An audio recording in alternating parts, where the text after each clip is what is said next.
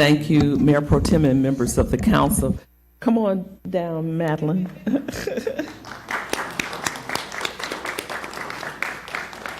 You can stand right here right now. So let me tell you a little bit about Madeline. Madeline Whitmore is an 8th grader. She's a shining star at Westdale Middle School. She embodies the spirit of academic excellence, leadership, and community service that we hold dear in Baton Rouge. Madeline's journey is one marked by dedication and achievement.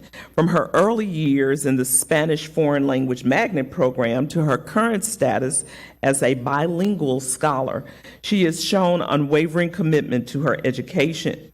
Her leadership roles in various clubs include the coding, agricultural, and beta clubs. And all of this attests to her ability to inspire and motivate her peers. But Madeline's talents extend far beyond the classroom. As a dancer, entrepreneur, and pet lover, she brings creativity and passion to everything she does. Her involvement in community organizations such as the Zachary MLK Committee and the East Baton Rouge Parish Library reflects her deep-rooted belief in the power of education and service to uplift our community. Madeline's journey is not just one of personal success, but also of resilience and determination. She represents the very best of Baton Rouge's youth, and her achievements fill us with hope for the future. As she competes statewide for the title of Louisiana Student of the Year, let us rally behind her with our support and encouragement. Madeline, on behalf of the city of Baton Rouge, I will extend my heartfelt congratulations to you in recognition of your honor as East Baton Rouge Parish Student of the Year and being the 8th grade finalist for Region 6 in the Louisiana Students of the Year. Your excellence in academics, dedication to studies, and commitment to learning have made a significant impact on Westdale Middle School and East Baton Rouge Parish community. Thank you.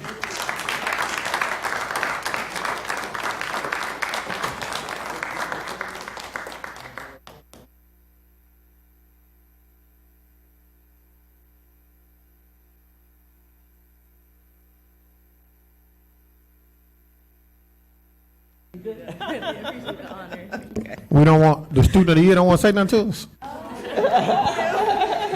She just want to say thank you. I was going to ask her to say something in another language, or she coming back. Going to say thank you or something so we can hear that.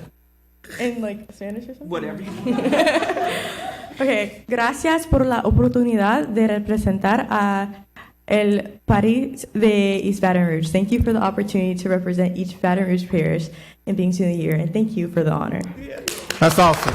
That's awesome. That's awesome. That's awesome. Yo sé hablo español. Yep. That's the only thing I know how to say. I speak in tongue too.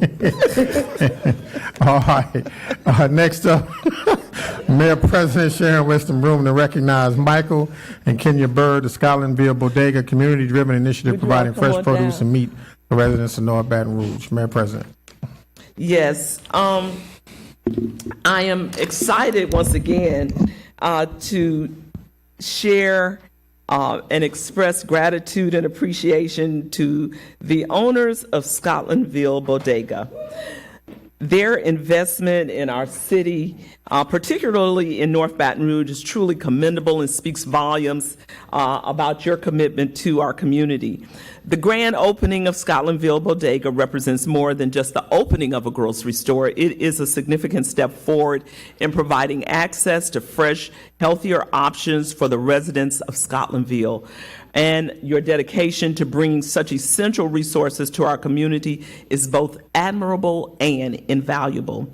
By choosing to establish Scotlandville Bodega, you are not only investing in business, but of course you're investing in the well-being and prosperity of our citizens. So you are certainly making a positive impact on countless individuals and lives and families. And I understand that you've had many different organizations who've come out to support and help in the process, and we know that there are great things ahead for the Scotlandville community because of commitments of individuals like these two wonderful people, Michael and Kenya Bird, who are committed to their communities. So it gives me great pleasure to present you with a commendation. The owners of Scotlandville Bodega, Michael and Kenya Bird, in recognition of your successful opening and recognizing your entrepreneurial spirit and your contribution to the local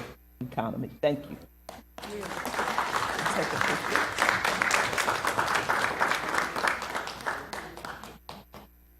Would you like to say?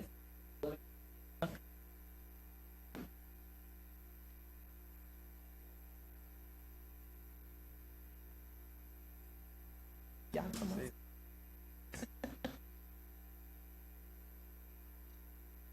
Well, I just want to thank you, Mayor Broom, for this acknowledgement and this presentation, and it is truly a blessing to be a blessing in the community where we're serving, and I just ask for your continued support.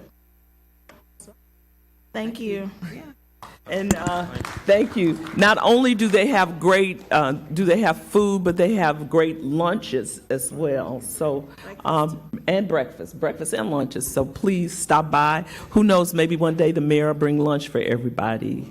That's right. Oh, now I get a response. Okay, thank you.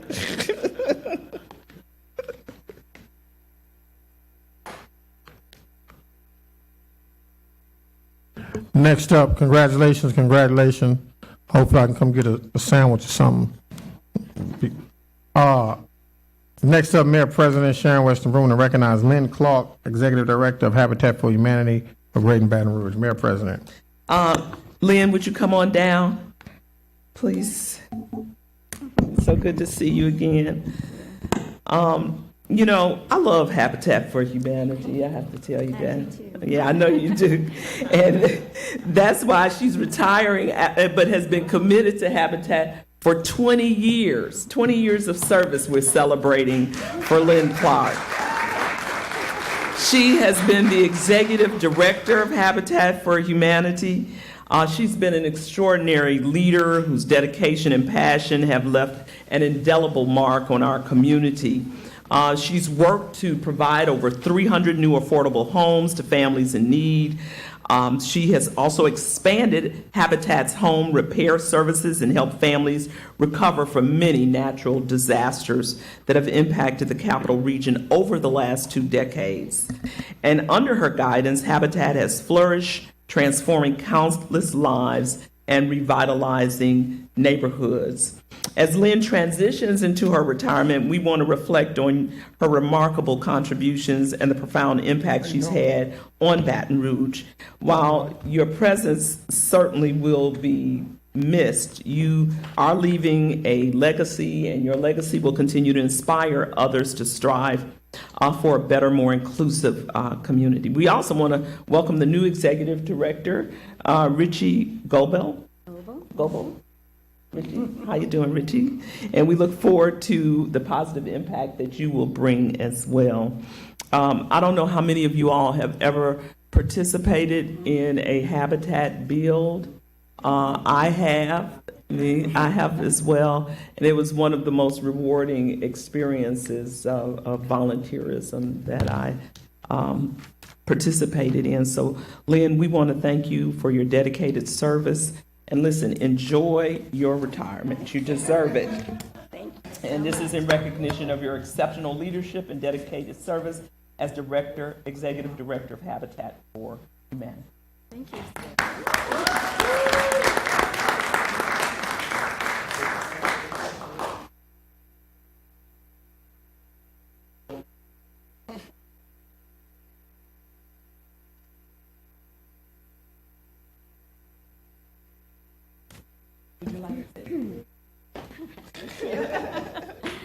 Thank you so much. It has been my honor to serve with Habitat for Humanity, and so grateful to Mayor Broom for all her support, the Office of Community Development, who has made affordable housing a priority in our community. Thank you to the Metro Council for all of your support, for granting us all those wonderful grants to make our work possible.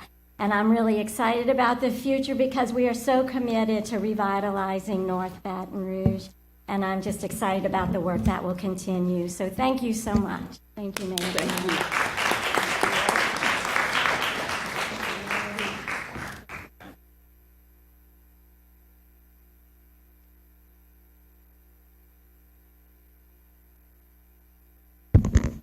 Congratulations, enjoy retirement. Next up, we'll have Councilmember Darrell Hurst to recognize the Glen Oaks Park Elementary basketball team, East Baton Rouge Parish District Champ for 4th and 5th grade. Councilmember Hurst. Good afternoon, everyone. This school is becoming a familiar face in the council. The first day they came in, they looked all nervous. But after the third consecutive championship, the three-peat of Glen Oaks Park Panthers, man, they have set the tone and are setting the bar for what sports and EBR along with education looks like. And so we're excited to acknowledge them. And I tell people all the time, you know, education is extremely important, but sports is always the front door to the school. Before they know what ACT score you have, before they know how great the academic program is, they know who won on Friday night. And so you guys are setting an amazing tone of what an elementary front door should look like and have the academics to support and back it up. So we thank you for doing what you do and being here today. Well, we getting a cheer from the cheerleaders. Is that why we're here today? All right, we're going to start off with them. Y'all come on. Let's line it up in the front. 5, 6, 7, 8. And let me tell you, what they said, behind every great man is a even better woman. And these young ladies are the backbone for ensuring that the crowd, for ensuring that the energy level of the players gets up when it's down. And so we thank you for doing what you do. And today, let's show them how you make the crowd go wild. No, are they coming as well? Or no? Okay. All right, let's go, ladies.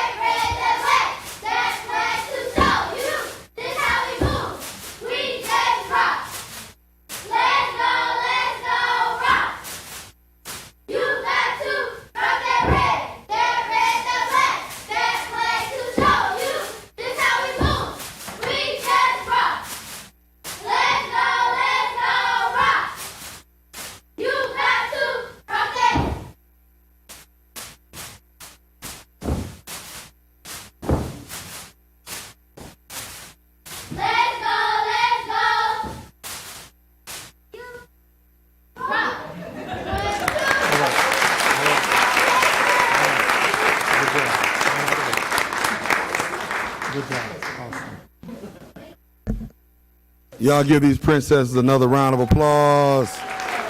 It takes courage, boldness, tenacity to stand up in front of people that you don't know and show your talents and gifts off. So thank you for doing that, and thank you for making these boys special. Again, the Glen Oaks Panthers, and y'all got to come down with swag now. All right, y'all ready? All right, first, for the EBR basketball team champions, your dedication, teamwork, sportsmanship inspires us all. Congratulations on this remarkable achievement. And first up, Mr. Kobe Abbott.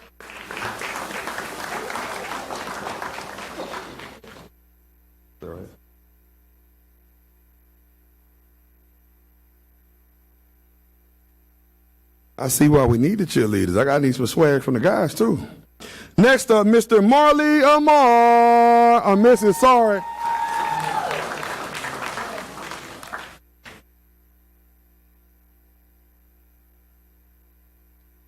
And while this is a co-ed team, I will tell you, I've seen some of the most amazing young ladies come from there and do great things in both middle and high school, so they are setting the precedence there as well.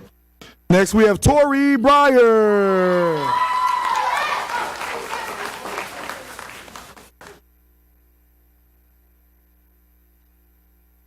Peyton Dorsey. Now, let me tell y'all something. This boy is a monster, and his brother is one too. So y'all be on the watch out. I've seen him personally.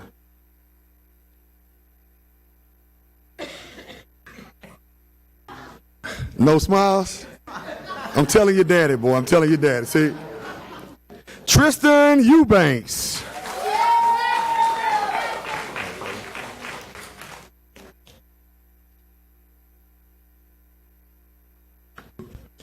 Trenton Fisher.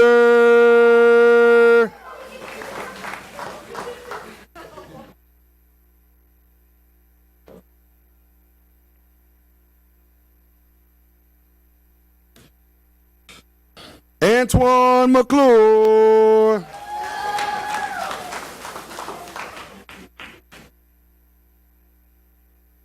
I guess when you've been to the championship 3 times, you just have humbleness and humility. So, Elijah Smith, sorry. Elijah Smith, sorry.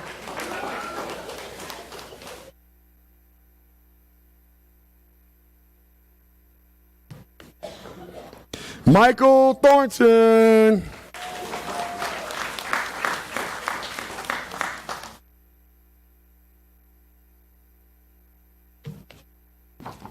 And last but not least, Tyron Weaves.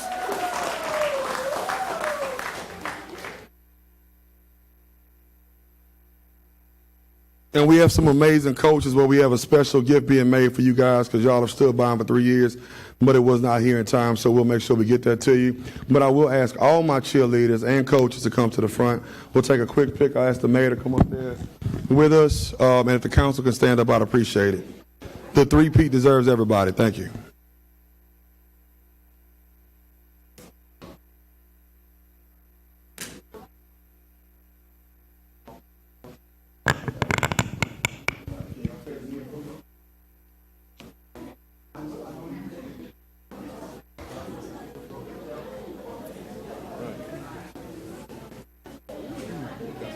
Gotta stand up.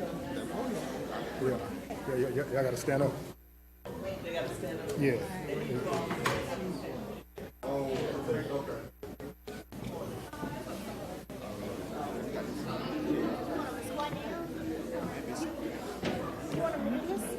Yeah, but if that podium wasn't there, it'd be, yeah, we could do it, but this is gonna block it.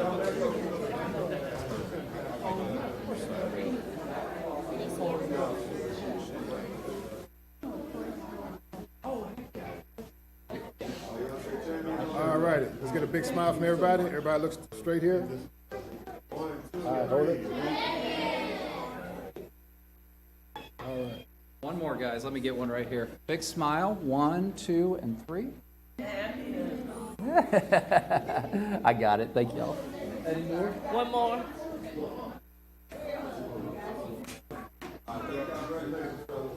Good job.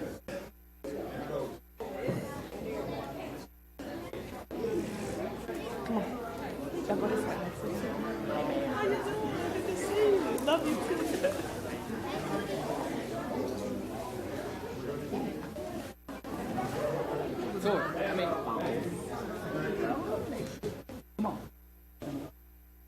Congratulations. I'll see you all next year when you win 4th in a row. Next up, we have Metropolitan Council member Shauna Banks to recognize Breck Superintendent Corey Wilson. The Baton Rouge Zoo earns the prestigious national accreditation. Councilmember Banks.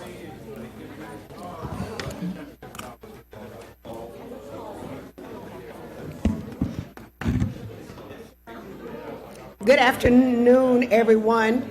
You know, there are some organizations when you come up here and you recognize them, you feel you have to build them up and give a lot of information. This is not one of those days and not one of those organizations and not one of those top leaders in our community.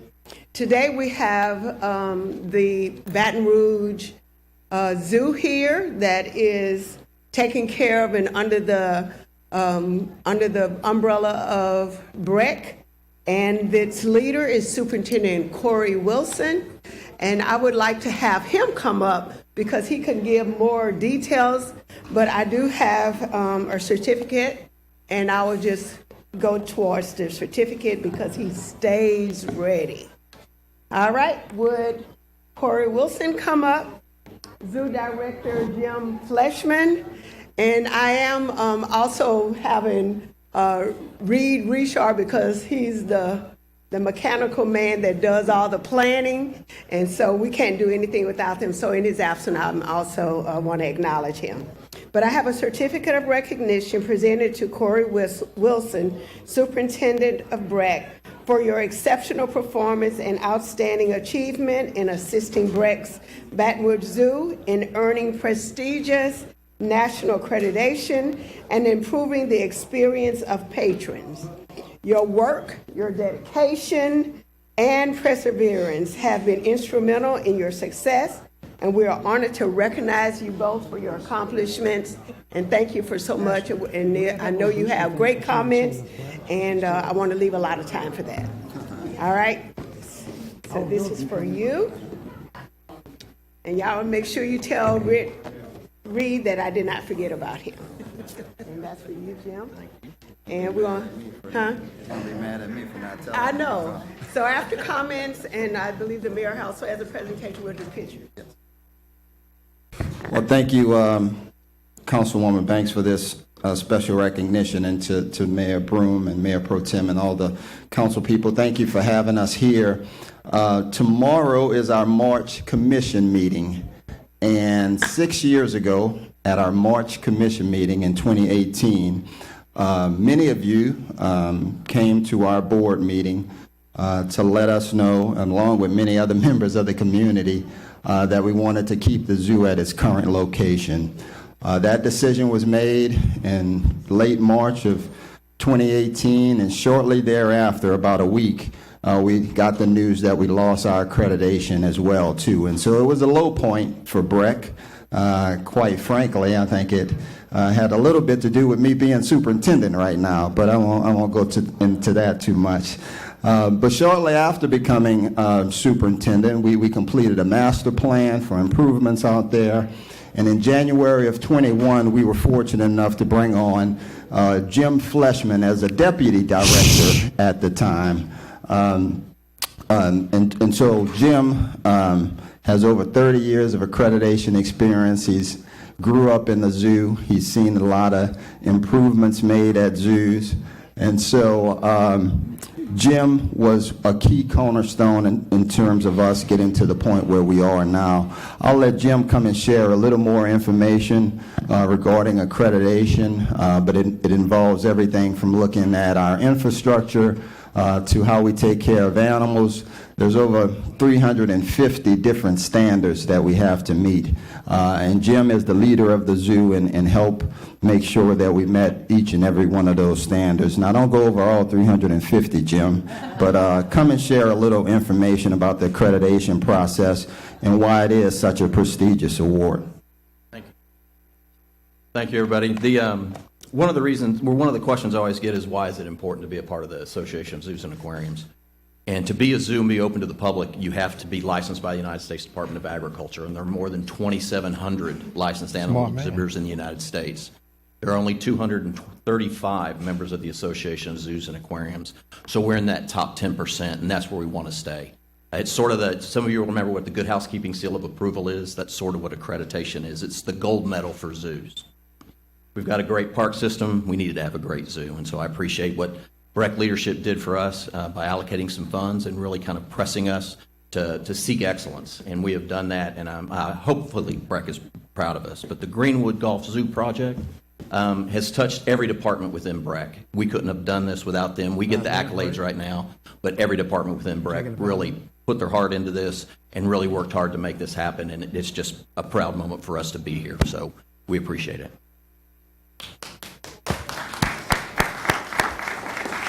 And so we never lose an opportunity to ask for money. And so we completed the first phase of the zoo in Greenwood Park, well over $55 million investment in North Baton Rouge that helped complete the first phase of the zoo, improvements to the park, the golf course. As the accreditation team told us, it looks like two separate zoos. There's a new zoo and there's an old zoo. So there's still a lot of work to be done.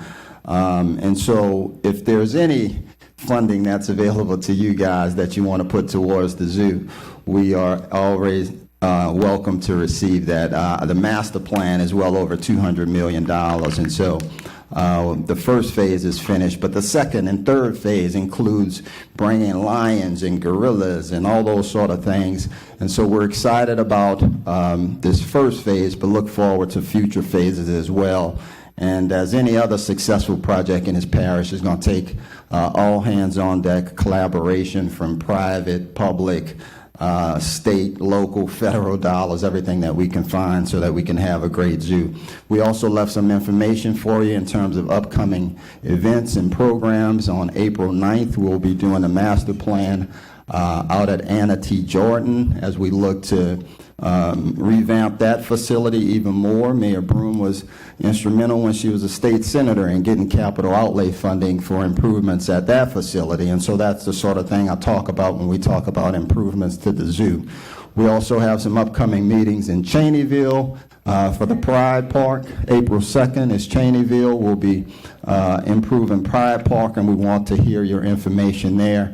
And April 5th, we're very excited about a late night hype midnight sort of basketball program that we're working with Empower 225 to bring that event to the community at Gus Young at 7 to 11 on April the 5th. And so we're excited about bringing that program all across the parish. But thanks again for all of your continued support of BREC, and look forward to seeing you guys again in the future.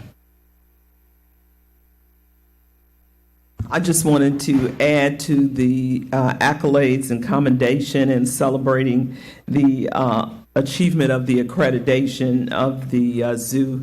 I am really looking forward. I'm so excited about this accreditation, but I'm even looking forward to the total fruition of the zoo. And I want to thank you all for all of your work. We've come a mighty long ways, as they say, when it's come to this zoo situation. And I am excited that it remains in North Baton Rouge and that we are elevating it to be a first-class zoo, just like we have a first-class park system. So thank you so much, Corey. Thank you.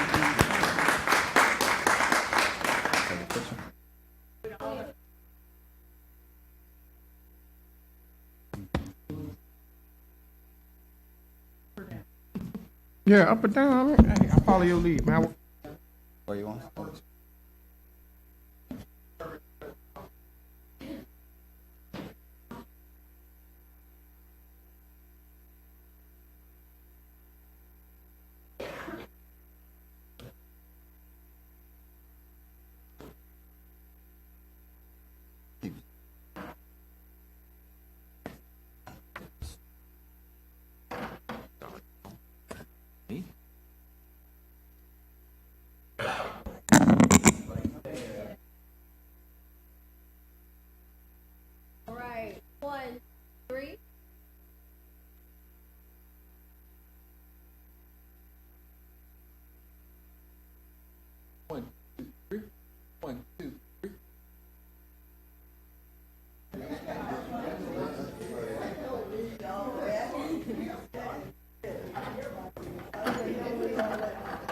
Who's the stool for? Oh, young lady. Oh, for the plate. Yes, ma'am. Huh? Tell Maria photographer I'm gonna do all that down.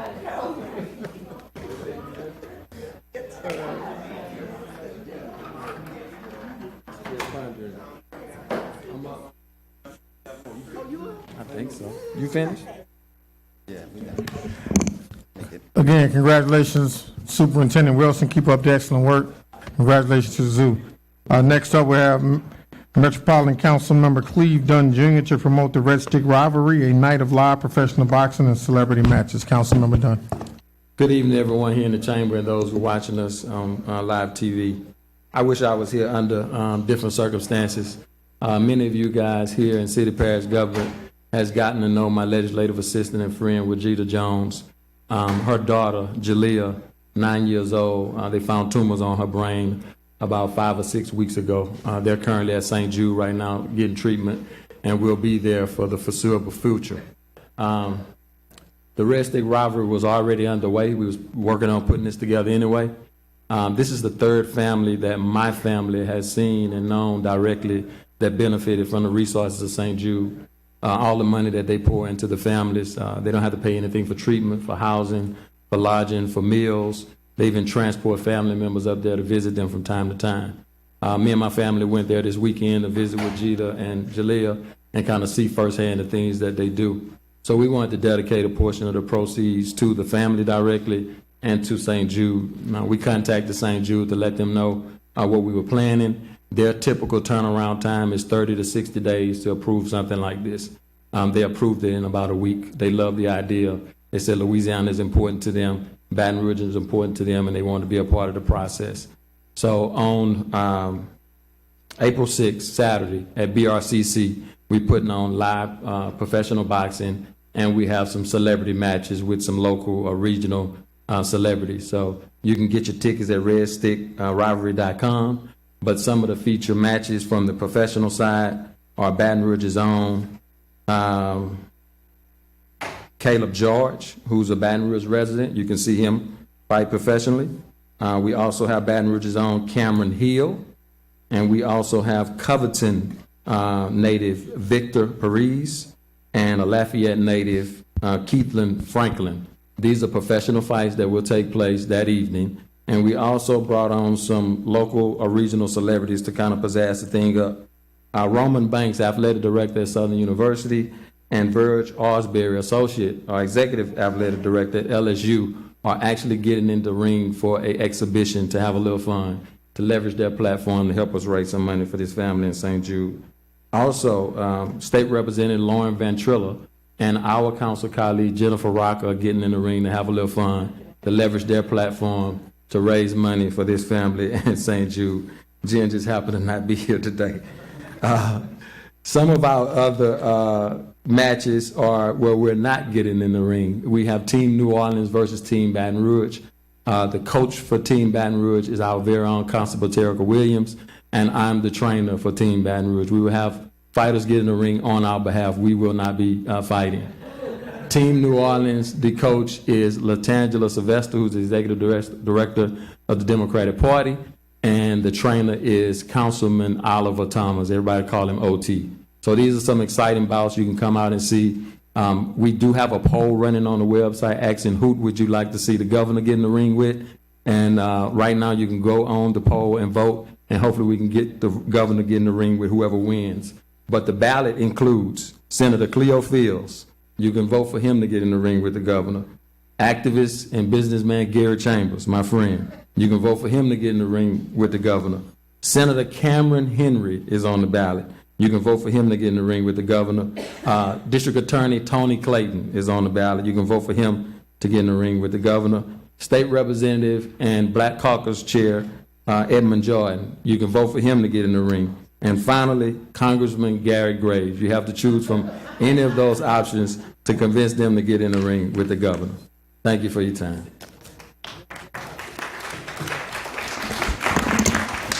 Good job. Please go out and support the Red Stick Rivalry. Ladies and gentlemen, that concludes the presentation portion of our meeting. We'll take a quick break, and then we'll start momentarily. Thank you.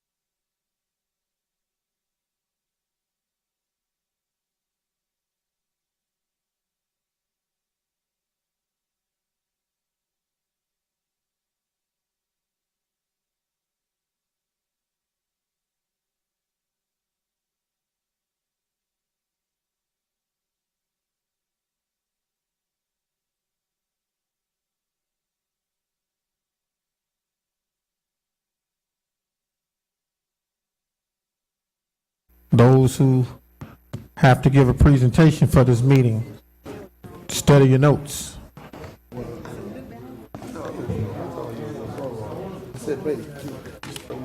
Hello, everybody. Welcome to the Council Chamber of East Baton Rouge Parish. And on behalf of the Metropolitan Council, thank you so much for tuning in for tonight's meeting, the 27th of March, 2024, already springtime. Our council members are here. They're ready to go. And at this time, here is the Mayor President Pro Tem of East Baton Rouge Parish, Councilman Lamont Cole. Thank you, Dennis. Good afternoon, everyone, and welcome to our regularly scheduled Metropolitan Council meeting on this Wednesday, March 27th, 2024 at 4 o'clock p.m. At this time, I'd like to pass it to Councilmember Rowdy Gode of District 3 to introduce our guests who will be leading us in the Pledge of Allegiance and a moment of prayer. Thank you, sir. Thank you, council members. I want to introduce a couple of very special guests who are joining us today. First, for our invocation, Miss Marcela Hernandez. She is the program and organizing manager for the Louisiana Organization for Refugees and Immigrants, known as LORI. Marcela and that organization have been very kind to me and a few other council members, inviting us to several events. And she and I have struck up a really good friendship. And so I asked if she would come and grace us with the invocation today. And then at one of those events that she was kind enough to invite me to, I got to know her beautiful daughter, Valentina.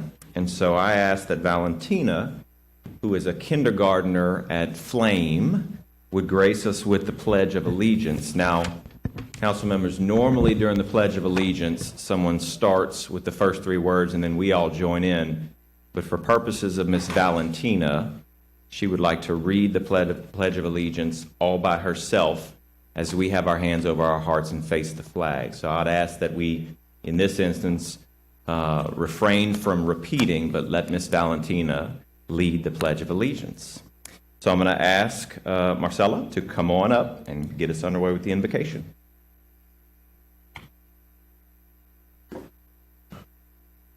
Buenas tardes. Good afternoon. Good afternoon. ¿Cómo están? How are you? I have no idea. All right. So, querido Padre, el día de hoy vengo hacia ti para darte las gracias por nuestras vidas, por tu infinita misericordia y amor hacia nosotros. Quiero darte las gracias por cada una de las personas presentes aquí, por sus familias, amigos y por darnos la oportunidad de vivir un día nuevo. Señor, deseo poner en tus manos nuestras vidas, que nos otorgue sabiduría para hablar, actuar y pensar. Pongo en tus manos cada decisión que ellos deben hacer para el bienestar de nuestra comunidad y te pido que tu Espíritu Santo los guíe por el camino de la justicia y la solidaridad. Gracias, Padre, por permitirnos hacer un impacto significativo en esta ciudad y pongo en tus manos cada decisión que tomarán el día de hoy. Protégenos, Señor, en todo momento, de todo mal y tentación, y guíanos por los caminos de luz. En el nombre de tu Hijo Jesús. Amén. Amen. Dear Father, today I come to you to thank you for our lives and for your infinite mercy and love towards us. I want to thank you for each of the people present here, for their families and friends, and for giving us the opportunity to live a new day. Lord, I wish to put our lives in your hands, that you grant us wisdom to speak, act, and think. I place in your hands every decision they must take for the well-being of our community, and I ask that your Holy Spirit guide them along the path of justice and solidarity. Thank you, Father, for allowing them to make a significant impact in the city, and I place every decision they will make today in your hands. Protect us, Lord, at all times from all evil and temptation, and guide us along the paths of light. In the name of your Son, Jesus, amen. Amen.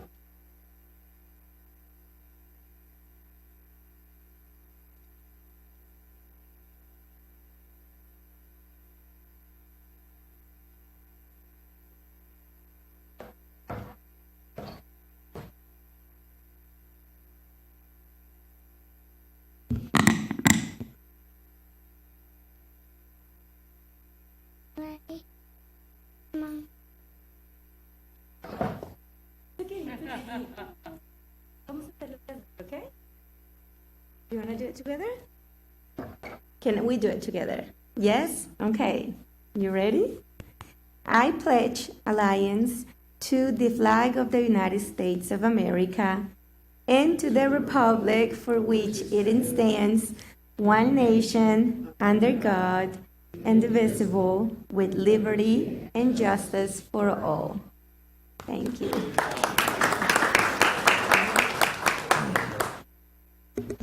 Awesome job. Awesome, awesome, awesome. Ashley, do we have a quorum? We have a quorum.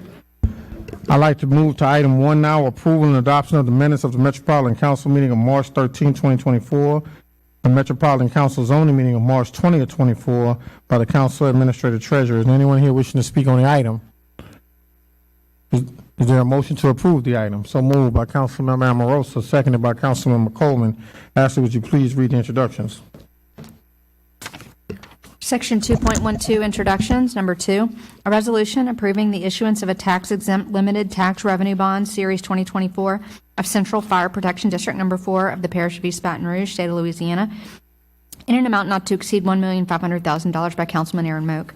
Number 3, authorizing settlement of the matter entitled Tina Crane versus Daniel Baldridge in the amount of $350,000 plus court costs in the amount of $626 by the parish attorney.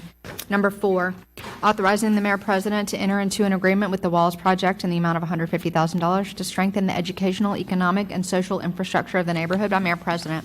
Condemnation introductions. Number 5, Alvin Carter, 4823 Ford Street, Council District 5, Hearst. Number 6, Joyce Long Williams, 5153 Enterprise Street, Council District 5, Hearst. Number 7, the succession of Carol Rowley Jr., 635 North 33rd Street, Council District 7, Cole.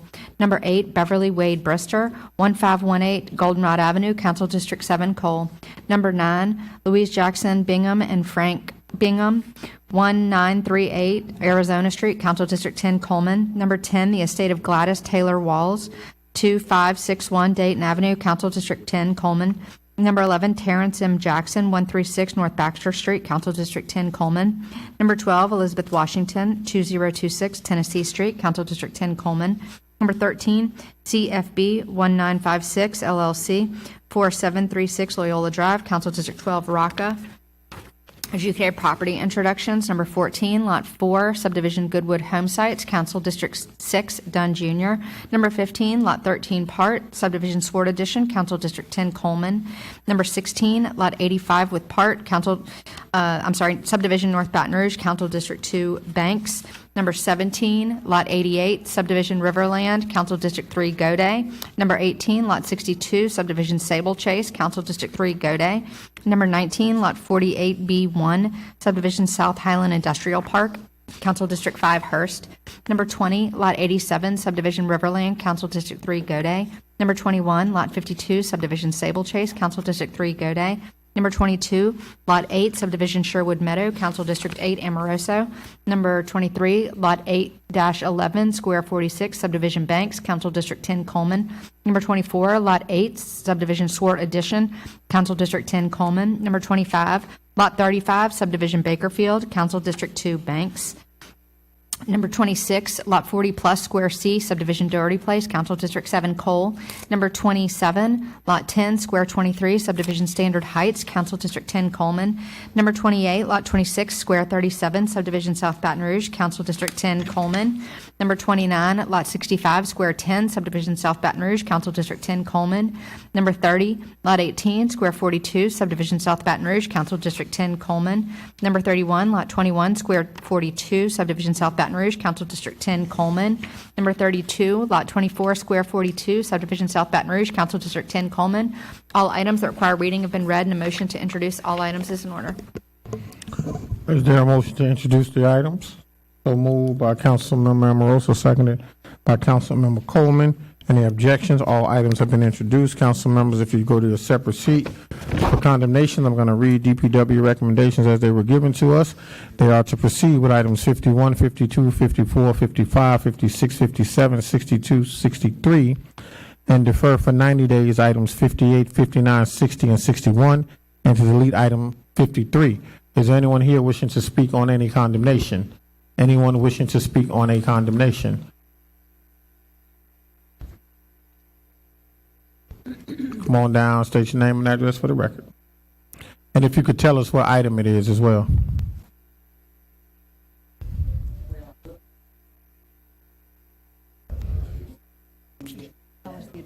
Tell us the address. Speaking to the mic, ma'am, if you don't mind. It's item 62. Yes, ma'am.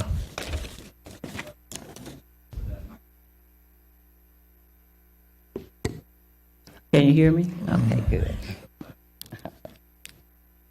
All right. Go ahead, ma'am. What's Now, your... your question was it here for condemnation? Is that, whose question was it? Yeah. Are you here for a condemnation? Is anyone? Yes. I assume that's what I'm here for. Okay. I'm not certain. I'm new to this, so I'm asking you guys to bear with me on this. I was told to board up the house at 254 Louise Street, in which I've done that. I try to keep the grass cut and everything. The house is not in any endangerment to anybody. And I personally feel like I'm consistently being harassed because there's a person in the area who wants to buy my property. And I'm getting these certified letters all the time. For every little thing that I'm supposed to do, I do it. But because this person is harassing me or just, for any little thing, I get it with blighted property. I don't want it to be blighted. I've worked for the Department of Finance for the city of Baton Rouge for 32 years. And I retired back in 2009, and I'm back in the workforce. But I would love to, I've inquired about grants to have renovations done for that property so it can generate an income for me. But I'm back in the workforce. Don't know how much longer I would be working, but it would be an income for me. I've reached out to different places. I've reached out to the state of Louisiana. I've reached out to the city of Baton Rouge, but to no avail. Every time there's no more grants.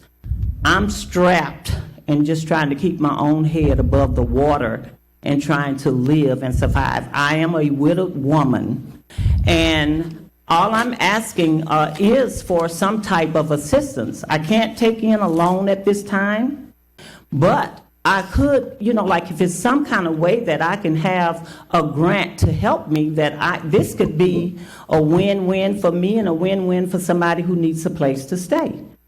So I'm being harassed, and I know that this person, all he wants is he might have the resources to generate this house to what? Rent it to somebody else and generate an income. I would very much like to do that myself. But in the meantime, until that can take place, I don't want to be harassed about what I'm trying to do. I'm doing the best that I can do, that I know how to do. I don't want it blighted. I think about this thing day in and day out. So yes, I'm here for condemnation, but I know that even if you had some piece of property on the land, that it would be worth more than just cleared land. You see what I'm saying? So this is my second trip here. I do what they ask me to do, and I'm just being harassed. And it's just very tiring and taxing on me. Ma'am, what is your name? My name is Charmaine, Charmaine, and the last name is Carroll, Carrell. And I'm more than certain that it's not the only blighted house in the district or in the city. Thank you, Ms. Carroll. Councilmember Coleman, what's your pleasure? Well, my pleasure is, Charmaine, what are you asking for? Because when you look at the picture of that house, and council people, if you look at that, it is in some conditions that it just looked like it would take a lot, and you said you didn't have it, and yes, you did ask about a grant, and I'm not aware of any grants that, because a lot of folk would want that. I'm not aware of any harassment And so this is the reason why it's on this list, Mayor Pro Tem. So what do you, I mean, I don't have any grants. I don't know anything about harassment. What are you asking for? Like I said, just give me an opportunity. I am trying, and like I said, I've reached out to the state of Louisiana. I'm trying to form and take whatever steps that I'm being advised to, maybe form an LLC that I possibly can get a grant for renovations or something of that nature. Listen, this is all new to me. And I don't know all the necessary steps to take. But I am trying to take some steps. But in the meantime, like I say, the house is not leaning. It's not doing any of that. It's boarded up. It's in between two houses. It's in between my mom's house and another house. And it's not in any endangerment. They don't have any drug addicts up in there. The doors are not kicked in or anything of that nature. No, it's not a pretty picture. I agree with that. I mean, I get it with blighted. Like I say, I don't want it to be blighted. I would prefer it to be renovated and occupied. That's what I really would like. But at this time, I don't have the resources to do that. So I'm trying to find some resources that I can get it in a livable condition. 30 days, 60 days. I mean, that's all that I can do at this point here. So I don't know of any grants, and I don't know about anybody harassing you. Well, when I say that's what I have to offer. Well, I'm not saying that you're harassing me. No, I'm not even not making at that all. indication. Not but at all. No, there's this person in the community I that understand. knocks on the doors. Ms. Carroll, how much time would you like on that facility, 30 or 60 days? I'm sorry, what was that? How much time would you like, 30 or 60 days? 60. All right, Councilmember Coleman, is that okay And with in the you? result of, if it's not done in 60 days, then what is the repercussion of that? Reach out to Councilmember Coleman's office, it's in her district, and have a conversation with the council member, and she will work through the process. Okay, well, thank you very kindly. Yes, ma'am. So is that a motion for 30 days on, 60 days 60 on that item? days, yes. 60 days on item 62, seconded by the chair. Is there anyone else here wishing to speak on the condemnation? Anyone else here wishing to speak on the condemnation? I have a question. Councilmember Moe. Ma'am, could you come back up? Yes, ma'am. I'm going through the pictures, the front and the back. I don't have any inside pictures. Have you, and this doesn't, I don't imagine, cost anything, but first question is, have you done, other than looking for grants, and I assume you've done that online or something like that, have you done anything physically by having a contractor come out there and see anything, having neighbors come by and ask for renovation help or anything like that? Have you had anybody look at the place and give you any kind of idea of the feasibility of actually doing something with this property? I mean, and when I say property, I mean the house itself. Yes, I understand. Because I feel like the property, and you're probably correct. There's nobody like hiding in it. There's probably not drug deals going on in it. But when they get to this point, you have no roof. You have no, everything starts rotting. And then you start having infestations and everything else, and it affects and your neighbors are right there on side of each other. So my question is, have you had anyone physically come look at the property and give you the feasibility of this thing actually being able to be restored? I had a gentleman to come out there, and he was supposed to have taken care of the roof on the property. No, did he give you anybody to say yes or no, this can be done? As far as a contractor, is that what you're speaking of? No, Or just anybody? I guess you was asking for first steps or whatever. Mm-hmm. My recommendation for you to be, and I don't imagine it would cost you anything. Somebody could probably come out and give you an estimate, Mm-hmm. or we could help you find someone possibly to give you an estimate. But I would not only ask them, hey, can I get an estimate on restoring this, and or is this even feasible at this condition to be able to be restored. I think before you start going through this whole process of grants and all this kind of stuff, you need to find out if it's actual feasibility, the feasibility of actually restoring this.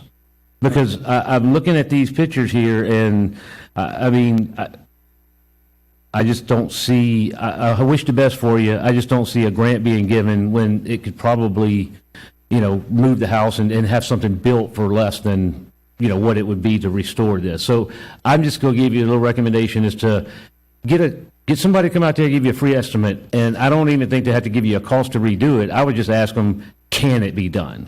Okay. All right, thank you. Thank you.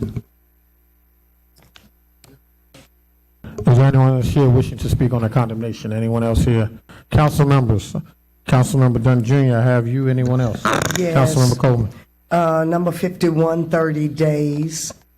And of course, number 54, 60 days. 63, 60 days. And 62, 60. Anyone else? I'm going to read the recommendations that were sent to us as well as changes. They are to proceed with items 55 and 56. They are to defer for 30 days items 51 and 52, defer for 60 days items 54, 62, and 63, defer for 90 days items 58, 59, 60, 61, and 57, and to delete item 53. Is there a motion to approve condemnations? Councilmember Hurst, with the motion, seconded by Councilmember Amoroso. Any objections?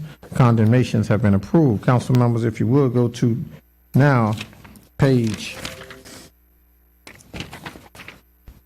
14, item 64, a resolution proposing amendments to the plan of government and of the parish of East Baton Rouge, city of Baton Rouge, as more particularly described in the summary of proposed amendments to the plan of government, ordering and calling a special election to be held in the parish of East Baton Rouge, state of Louisiana, on Tuesday, November 5th, 2024, for the purpose of submitting to the voters of the parish the proposed amendments to the plan of government, as more particularly described in the summary of proposed amendments to the plan of government by Councilmember Rowdy Gode. Is there anyone here wishing to speak on item 64? Anyone here wishing to speak on item 64? We now go to council members. Council members, real quickly, we received one email comment in opposition to item 64. All right, we now go to council members. Is there anyone wishing to speak on item 64? Councilmember Dunn Jr. Councilman Gode, you authored this. I know you may want to go last, but I just want you to go through some of the substantive changes that have been presented and the changes that we've discussed. You want to do that last, or you want to do it now? Okay. Anyone else wishing to speak on the item? I'll tell you what, Councilmember Gode, why don't you go through it now, and I'll still give you all of your time at the end, so if you want to speak last, so that we can be aware for those of us who may not have dug deep. You had the public hearing? Yeah, okay, all right. Okay, so the ask was for the substantive changes, so I'll hit what I'll call a few of the highlights, but let me just say there are amendments throughout the entirety of our plan of government document, 12 chapters, and there are what have been referred to as administrative changes, so out-of-date references, title updates for department leaders. Those amendments are proposed throughout the entirety of the document. I think what's generated the most attention and discussion, I will start in Chapter 4, that is the chapter for the Mayor President's office, is, number one, a residency requirement for anyone who is seeking the office of Mayor President. That is a 2-year residency requirement, meaning that 2 years prior to the date in which that person qualifies to run for office, they have to have resided in East Baton Rouge Parish. And then secondly, changing the title of the Chief Administrative Officer to City Parish Manager. The duties of that City Parish Manager position is to have department heads report directly to that City Parish Manager position or their designee, and that the Mayor President shall make the appointment of the City Parish Manager subject to Metro Council confirmation. The mayor president may remove the city parish manager at any time. Additionally, related to the city parish manager, there are some educational and experience requirements, and those are at least 5 years' experience in an administrative capacity in either municipal or state government, or in an executive management capacity, and a bachelor's or master's degree, preferably in public administration, business administration, finance, related field, or a related field of management, or with a degree in law. Additionally, under the mayor-president's chapter, it adds 2 additional positions, one being a chief of staff. That position handles policy development, community engagement, and relationships with council members. And then secondly, it adds the position of executive counsel to fall under the mayor-president's office to provide independent legal advice and guidance. That position of executive counsel would not fall under the parish attorney's office. Additionally, that position of executive counsel would not replace any of the duties that currently fall to the parish attorney's office. Finally, under the mayor's chapter, I'll reference that there is a section that adds a state of the parish address in these chambers before the council body no later than January 31st of each calendar year. I'll go back now to Chapter 2 of the document. That's referring to the governing body or the Metro Council. Residency requirement here as well. A candidate for Metro Council must have been a resident of the particular district they're going to run for at least 1 year before they qualify for office. Secondly, we remove the reference to a specific compensation amount for council members. Presently, there's a reference that says council members earn $1,000 per month. This proposed amendment would remove that specific reference, and it would require that the council approve the compensation of council members by ordinance at least 1 year prior to the beginning of each term, which is how this body sets the salary for the mayor president, the constable, and other constitutional officers. I will move to Chapter 8. That is the chapter on finance. We changed the dates that the budget is delivered to the Metro Council. So presently, our plan of government says that budget must be delivered to the council on November 5th, and that this body must pass a budget or pass a form of that budget by December 15th. So these changes propose that the budget is delivered to the Metro Council by October 15th, so it backs that date up by an additional 21 days. And then on the back end, instead of December 15th as the date to be passed, we have until the council has until December 31st. So that's an additional 16 days on the back end. So in total, under this provision, an additional 37 days for budget review, evaluation, and public hearings related to that. There are obviously several other provisions, if anyone would like specifics on that, but those are the ones that, like I said, have generated the most attention and discussion. But I'm more than happy to outline any others if folks have specifics or want specific provisions called out. Thank you, Councilmember. I'll come back to you. Councilmember Coleman.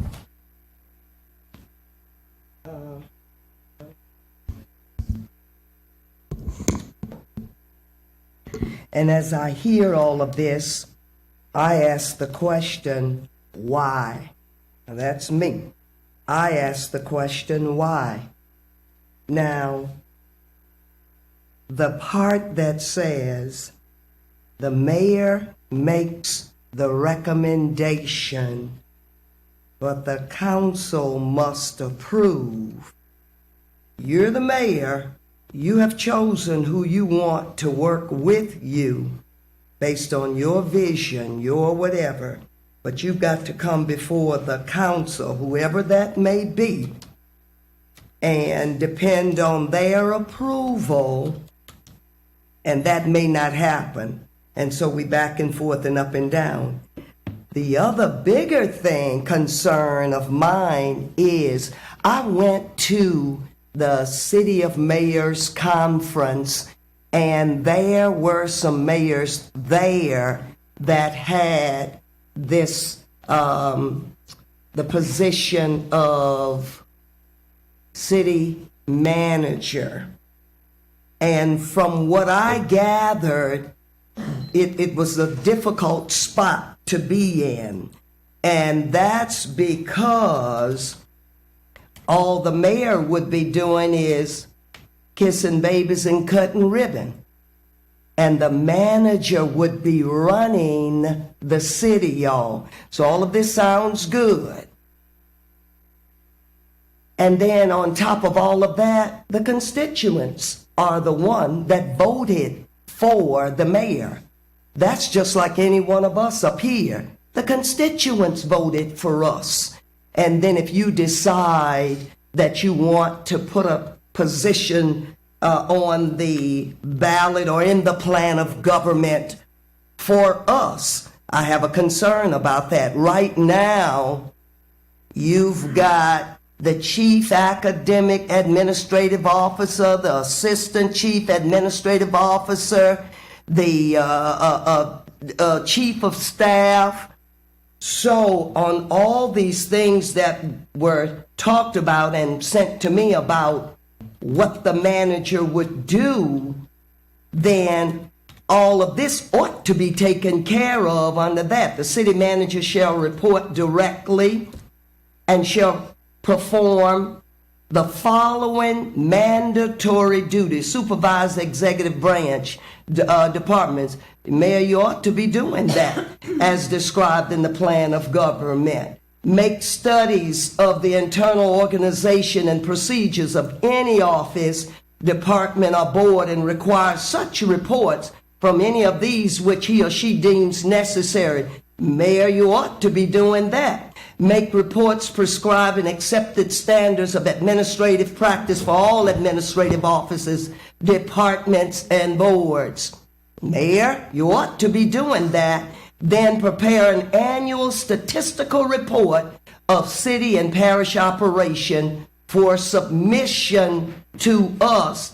And then that person, that manager, gonna submit that to us and the mayor, including appropriate recommendations for revision and changes in administrative practices, then coordinate with the chief of staff to the mayor president. So all of this ought to be in place already, but here it is.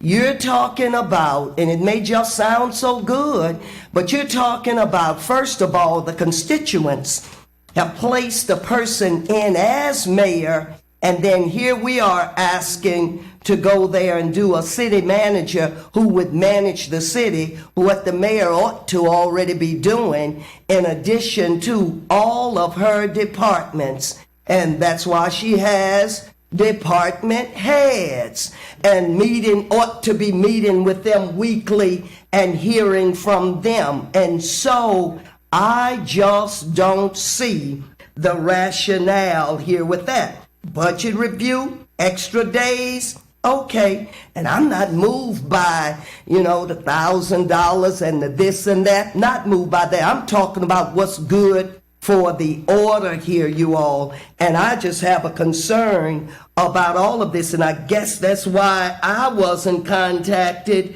regarding having some of this conversation here before a day or so. But I just don't see us in good. Yes, sir. I just don't see us in good consciousness talking about making a change in a plan of government. When I first came on this council, that was the first thing.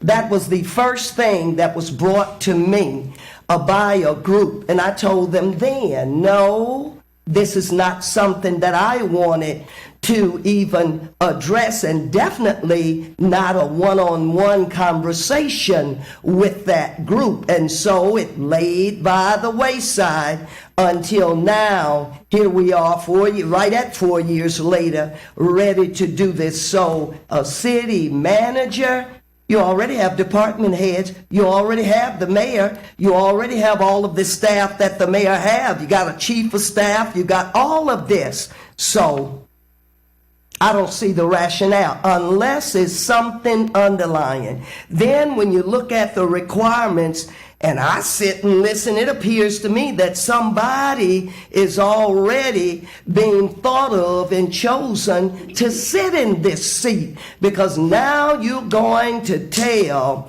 the person, the mayor, what the person that you're going to have to work with you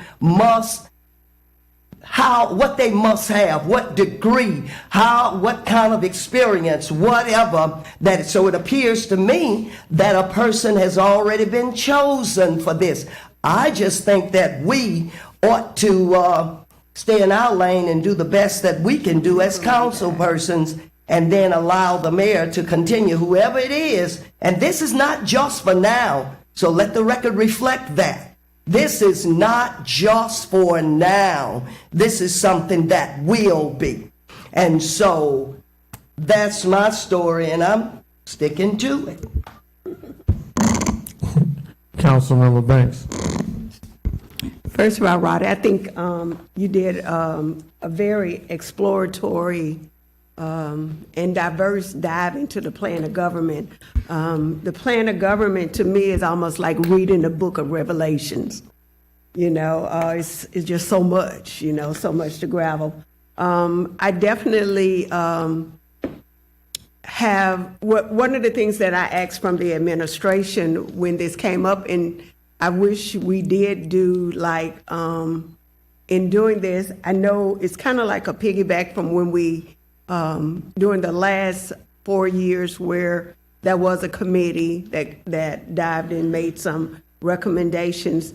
But, and the reason why 4 years ago, it wasn't necessarily something that I participated is that I would have hoped that now that we had a whole nother group, that we would that if it was important to anyone, and it wasn't necessarily important to me, but that we would kind of engage the new council members. At that time, I felt the board, the council had changed over like 50%, and I didn't think it was fair to make those changes. But now being fully engaged, it would have been great to kind of bring everyone up to speed with some of the recommendations, and then take into account their how they have viewed the last 4 years and recommendations they would like to make. Other than that, and I still hope that that's something we would do. I do think a lot of the changes are great. I think the biggest issue, as you indicated, is the changes to the administrative office. For me, what I had asked and didn't have a chance to get is that the mayor's office provide a organizational chart that of its current organizational chart. And for me, to justify any changes, there needs to be where there are gaps in it. And those are things that I think it would be prudent to discuss with the administration, to either give them an opportunity to address, and I'm not talking about vacancies, but I mean really organization, to address, or we as a council be able to say, well, I can see where there's a need for this. One of the things working for EBR that is a constant issue as it relates to salaries and the teachers and everything is top heaviness. And what it looks like to me is that we're going to be top heavy because it does not appear that there's an elimination of many of these positions, but they're an addition to the position. So what comes with that is salaries. It also comes with the benefits. And again, top heaviness when we have this issue with not being able to bring our workforce into a reasonable pay, but yet, most of these positions are probably 6 digits. The other thing is, one of the things I've always been concerned about, even because we somewhat share the parish attorney. And so for me, that always looks like a two-headed monster. And it's like, what do you do? Where do you go with that?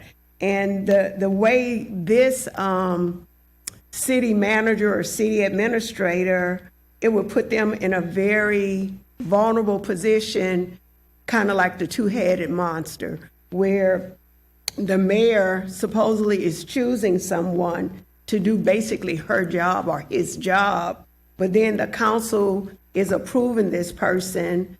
And so throughout their career, besides the fact that they have no job security, it's like 13 bosses. And I think that, you know, there's a reason why we have 3 branches of government, and with the mayor being the executive, us being the legislator and the judge. If we would not tell a judge how to choose how they get someone to do the city court, we shouldn't be telling the executive branch how to choose their administration. So I think at this time, this is not something, I think it's workable, but I don't think that in its current form. And I do think that we all need to go back, because I wasn't included. I'm the kind I like surveys. Y'all know I like PowerPoints. So for me, first of all, I believe the What's your additional time, Councilman? I'm closing up. So I just think, first of all, we need to be able to look at the current administration, organizational chart, and not just add positions without that information. Councilmember Moat. Thank you. Pulling it up here.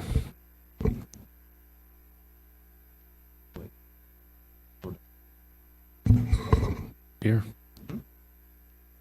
City Parish Manager. Okay. So, there's been a lot of talk about the council overseeing the mayor's office and different things like that. I don't see it that way. We've always, whether it's a different form of government or Larson Act or whatever else, we've always done this through my previous councilships that I've served on. The mayor finds someone, appoints, goes through all the qualifications, presents those people to the council's approved. Or not approved. Most of the time, it gets approved. What I see it as is the public is seeing there's quite a few elected officials in East Baton Rouge Parish, but there are 13 government elected officials, 12 of us that sit up here and the mayor, that people look at. We get calls every day. Our offices get calls every day. What I see this as, it's an enhancement and a security to the public as far as we are having buy-in. Not just the mayor's office is responsible. For example, how many people can sit here and actually say, just like with any police situation, the mayor appoints, the mayor finds, hires, appoints the Baton Rouge police chief. Every time something happens or whatever, the mayor's office goes in for blame. Is that not right? You know, the police chief gets blamed, but then it all ultimately goes to the mayor's office or whatever. All we're doing is working with the mayor's office for the best thing for city, parish, and government overall in running, and we take some responsibility for that. Because we're also a legislative body, but we assist. We're not taking the power away from them. We can't fire the person. Once they're brought on, we cannot remove that person. It's up to the mayor to remove that person, no more than we can remove the police chief or other positions that are in that same thing. We're just getting buy-in. The CAO position is basically being renamed to city manager with qualifications that have been coming down the pipe for years for cities our size. I respect that you've talked to other cities. Everybody can say, I've talked to other cities and everything just about our size and going to different conferences. And some of those cities look at us like, I can't believe y'all don't have a city manager yet. So I get where you're coming from, where it looks at two different things and you think that we're trying to run the mayor's office. I don't see it that way. I see it as us working together for the betterment of East Baton Rouge Parish as a whole. I see it as the CAO position, which is already there because the change in responsibilities are still the same. We're just adding qualifications and we're adding certifications on top of this. So that's all I got to say about that. I don't think I don't want to be taken as a Metro Council trying to take power from the mayor's office, or the mayor doesn't have any responsibility. Just like the mayor gets responsibility for police actions and fire department action and different departments' actions, she's still going to have that same responsibility to make sure, or if the person's not doing their job, she tells them, hey, this isn't working out, you need to go. We don't have that responsibility to be able to do that. So also, in the responsibility of the constituents hiring the mayor, we're also asking, we're not changing these rules, we're asking the constituents to look at these rules and put an item on the ballot for them to look at and go over and study so that they can make that decision. So it's still in the hands of the constituents. All of this is in the hands of the constituents. We're just making a decision today to allow the constituents to be able to make that choice. And I'm all for letting the public body and constituents make these choices that affect their lives daily. Thank you. Councilmember Hudson.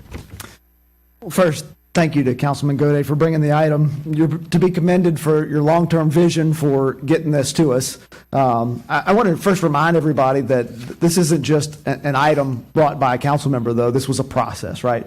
This was a very large committee with many stakeholders throughout the parish that came together to look for best practices throughout the country on plans of government and on how to structure ourselves to be most efficient. When they did that survey, one of the items that they found was this structure for a city manager form of government. I actually got to go to the National League of Cities meeting as well this year, and one of the things that really struck me was that as you looked at the growing municipalities, the newer municipalities, the ones that were really the most efficient, they had this city manager form of government. They had professional standards in place for their leadership and the folks that were running, and then they had buy-in across the board from their mayors and from their councils, right? And so I think that's really strikes to the heart of what this provision in this plan of government update is. It's an effort to create buy-in amongst two different bodies who can sometimes be at odds on different issues. So I think that's important to do. I think it's important to have in there, and I'm all for it. I will also just quickly commend the council that we seem to be stuck on this one issue. It's an important issue. It deserves debate. But it really sounds like there's buy-in for the vast majority of these changes. So I think as a council, we should be commending ourselves that we've gotten to this point where we can have a good discussion like this. So thank you. Councilmember Adams. Thank you. And also join in. I'd like to say kudos to Councilman Gode for helping us get to this place tonight. Council approval of the mayor's appointment of city manager is no different than Congress's approval of all of the cabinet secretaries that serve the President of the United States. It's no different than legislative approval of all of the agency heads that serve at the pleasure of the governor. This is an advice and consent function that is found in government from cities all the way to nations, and so I do think it's an appropriate check and balance. As someone, maybe, I don't know, might be the only person in the room, or at least up here on the dais, who has a master's in public administration, I went to grad school to learn how government worked. What's the function of government? I find it fascinating, and I guess the thing that really catches me about this is that, America started out as a very rural nation, right? I mean, you had little small cities, and you could elect someone to be your mayor, and they could know everything about the operation and delivery of services in your community every single day. And as our nation grows, as we become more sophisticated across the country, but also especially in Baton Rouge, we are no longer the little tiny kind of rural capital of Louisiana, kind of the cousin to the big metropolis of New Orleans. We are now the largest parish in the state and the seat of state government. And I think that requires a different level of engagement and we want to be as absolutely professional in all of all the decisions we make and all the activities we undertake. And I think this is a really wise move into the future of city government. I also think we have to acknowledge that as a consolidated government, we are asking our mayor president to be both mayor of the capital city, and I always say we are a mid-sized city with some big city problems and a small town mentality. Everybody in Baton Rouge still knows each other, and we love that. But we have big challenges. Some of there are problems that we brought on ourselves, and a lot of them are problems that we did not bring on ourselves. They're where we're located and the challenges that we face. Just because of who we are and what our weather can be and our flooding can be at times. And then we are also asking one person to also be president of the parish. And as each of us knows, just from our districts, our districts themselves have a wide range of issues and things that we have to deal with. And we're asking one human being to also be the president of the parish while being the mayor of the city as well. So I think that the job has grown exponentially as the city parish has grown. And I think that we would do a great service, not only to the citizens of our city parish, but also to our chief executive and to council members to bring a city manager on staff and to operate in that manner. So I am in support of this, and I would like to move for adoption of the measure. Motion by Councilmember Adams. Is there a second? Seconded by Councilmember Amorosa. Councilmember Dunn. Thank you. I'll start with my council colleague, Mr. Hudson, as he complimented our colleague, Mr. Godet, on this legislation. I remember him complimenting Councilman Godet, and he said something about, with the massage legislation, that it was the best legislation that he ever seen drafted or something like that. But we've been bombarded with calls, and Lori and Rowdy have, about the issues with that piece of legislation. As I told you, I had plenty of issues with that legislation, bringing it forward when we did it, but we moved forward on it anyway, and it's a lot of problems. Nevertheless, on this item here, I got to commend Councilman Godet as far as my experience with him on this. We did sit down and talk about this and discuss it and made some changes. What I would tell you is I share Councilwoman Coleman's concern. I share Councilwoman Banks's concern. All of those concerns are rooted in pretty much the past of where this originated, how it started, who rolled it out, the original draft of it and the things that it did. The original draft was presented way before this body was seated. It seeked to take the power and authority away from the mayor. It seeked to, in my opinion, take the voting block and the power away from minorities and African Americans in this parish. So I think the issues that is being faced with today is not necessarily the work that Councilman Godet has done today. Some of his original draft, when he first got appointed or ran unopposed on the council before any of us got sworn in, and he was promoting and marketing this piece of legislation, had some of that stuff in it. But to give him credit, he's had numerous conversations with several of us, and a lot of that has been taken out. I do think this form is a much better form. I think what the mistake is that Councilman Godet failed to talk with each and every colleague, each and every stakeholder. And I know all of us don't do that all the time. Maybe you count your votes and you get your votes and you move forward. But with something this delicate, I would urge you to move forward, having those conversations, because as someone said, I don't think this is the context of this current draft is the issue. It's the past, and it's the distrust is what you're hearing. So I would urge you to defer this, have those conversations with these council members, have them to understand the changes you've made, the edits you've made, so it can move forward harmoniously and won't move forward under some cloud of suspicion or distrust. One thing in particular, the city manager, just the name, the title, you know, what that serves in some municipalities and some government, it does replace the mayor. It does take the power away from the mayor. As I read this draft, I don't believe my understanding of that does that. I think is basically what Dante does now. And I'm gonna ask Dante, come up and tell me, Dante, if I'm off in this. I don't have much time. Come on, move with a purpose. I wonder where you heard that at. When you read the description of this city manager, is it basically what you do now, or is it something different? Functionally, it's not much different than my role. Okay. All right. That's what I need. Thank you, sir. Appreciate you. The other thing on this education requirement on the city manager, and we talked about this, and there were some specific degrees that were required. I also asked Councilman Gode to put in there adequate business experience, and so it won't be so heavy on just a piece of paper or a degree, but someone who served in a business capacity that could do that role as well. Councilman Gode, would you say that is in this legislation? I don't think the public heard you. Can you speak to the mic, please, sir? 100%. Thank you. So I just think Councilwoman Banks, Councilwoman Coleman, and maybe some others didn't have the privilege of having those conversations.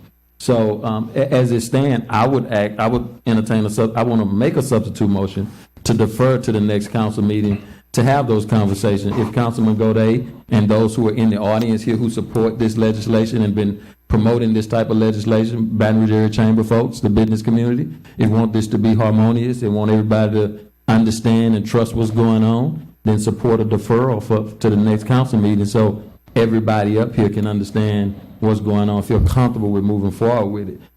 As it currently stands, I don't have an issue because I think most of my concerns were addressed. As it relates to us confirming the mayor's appointee, I've seen state governments do that all the time. I'm fine with it. I'm fine with us not appointing it. It doesn't matter to me. Whatever the body determines, that's not a hang up for me. But again, I lay that at the feet of Councilman Gode to consider. But you do as your pleasure. There's a substitute motion to defer the item to the next council meeting. Is there a second on the substitute motion? So moved, seconded by Councilmember Coleman. Councilmember Hurst. I've also had the pleasure of working with Councilman Gode and literally airing out all of my questions between he and the parish attorney. Like some of this language in here talks about having a independent attorney for the mayor. I offered that up last year, just wasn't a plan of government for me to be able to make that change. There's no different than wanting to have independence from a standpoint, but also still having to work with the parish attorney on other spaces that we currently appoint, right? And so some of those other rules I would change as well. But for the ones, and how this started, it started off as something that I would never sign off on. I think he's done a good job, and I actually gave him the same compliment to White about the massage, just about how he presented the data, how he worked with all his council colleagues, how he was able to literally adopt everything and still keep the impact of that legislation to protect the citizens from human trafficking, but also to make sure that we had good business practices. So I had the fortune of being with the state representative for waste management a few weeks back, who was a former city manager for the city of Fort Walton. Not necessarily knowing that this was going to be introduced 2 weeks ago. And as I started asking him those questions because I knew that these discussions were happening. And by the time we finished that discussion, his response was, I would have it no other way. And what it does is it makes sure that a businessman is doing the business for the city. Someone who either has executive experience, state government experience. Some of those reports that we're talking about getting back, that's corporate America one-on-one, you just bring it in. So now we're finally making the business of the people no different than the business in the corporate world. And I think them coming back, talking about best practices, how to improve processes, give the report, and I went over there to ask Dante directly, and Cleve always beats me to it. How will this directly affect your current role? He said it wouldn't change, and I just want to know publicly, if this were to go into effect, would that challenge your position, or would you be grandfathered in? Couldn't answer that question for you. So I'm going to ask the parish attorney to answer that one for me. Or or Ashley Beck, either one?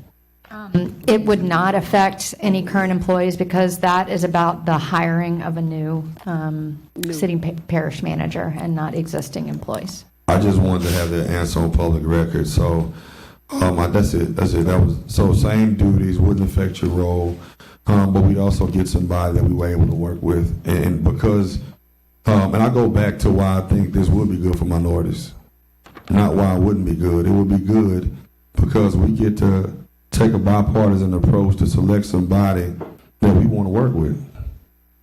And so that's the other part of it. I mean, if you are in minority districts, you are in some of the most underserved, marginalized communities that exist in Baton Rouge. A lot of times low education, high crime, and other things. And we are forced to work with department heads that we don't choose, or other people in the mayor's office that may not have the same interest in our communities. And so for me, it wouldn't change the day. I didn't get asked if they wanted Dante, right? And I didn't get to ask on his credentials. Now, I mean, he's here. I think he does a good job at what he does, and we work really well together. We don't always agree, but at the end of the day, we get it done. But their approach is to represent the city, not represent an individual area of the city. I'm okay with the council approving it. I have no issue there. Rowdy has answered all of my questions. Taking the power away from the mayor was removed from that part. I didn't agree with that. But I think we're in the right place, and if I could be a third, I would be to support it to move forward. Councilman Banks. Just briefly, I was just thinking, first of all, I particularly think it's great to know who, where, if there's an effort for blame. I think it's professionally, the head always rolled from the top. And that's whether it's government or business. And I think that, there's a saying that the anointing flows from the head down, and that's the way it should be. I think that we just saw an example of that 2 weeks ago with our parish attorney, who basically said, whatever comes out of my office, it's on me, regardless of whose signature is at the end of the letter. And that's the way it should be.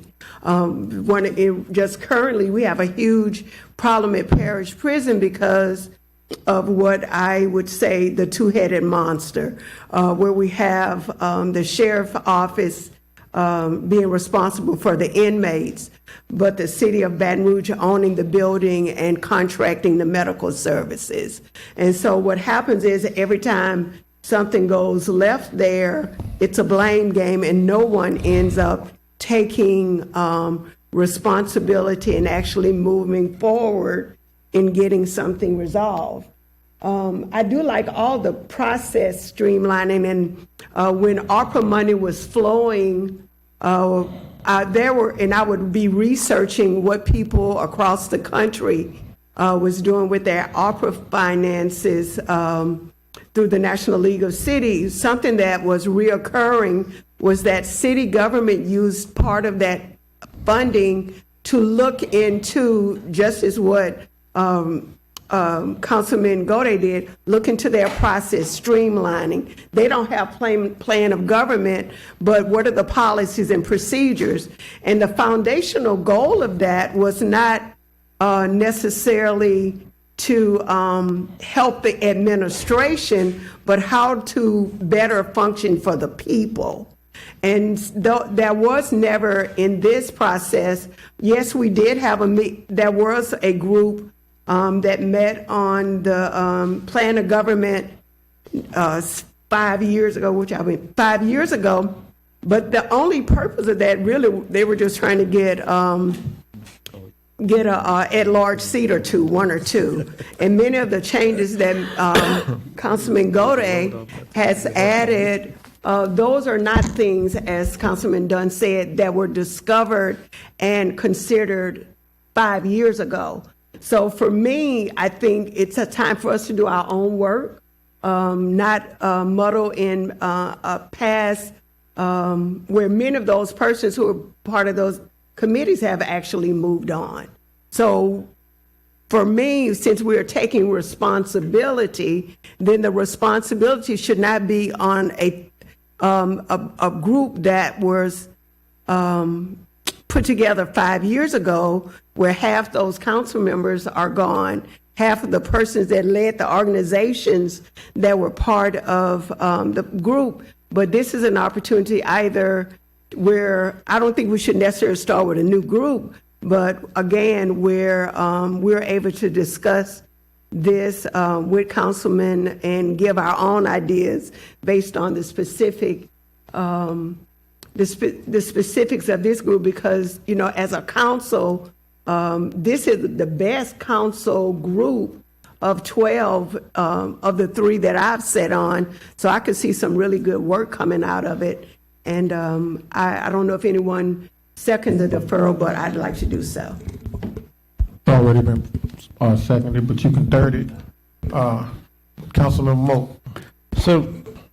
So yeah, I think you're absolutely right on the committee's done their part, and it came to us right when we came into office, and I don't think any of us were ready for that at that given moment. And I really appreciate Rowdy sticking with this.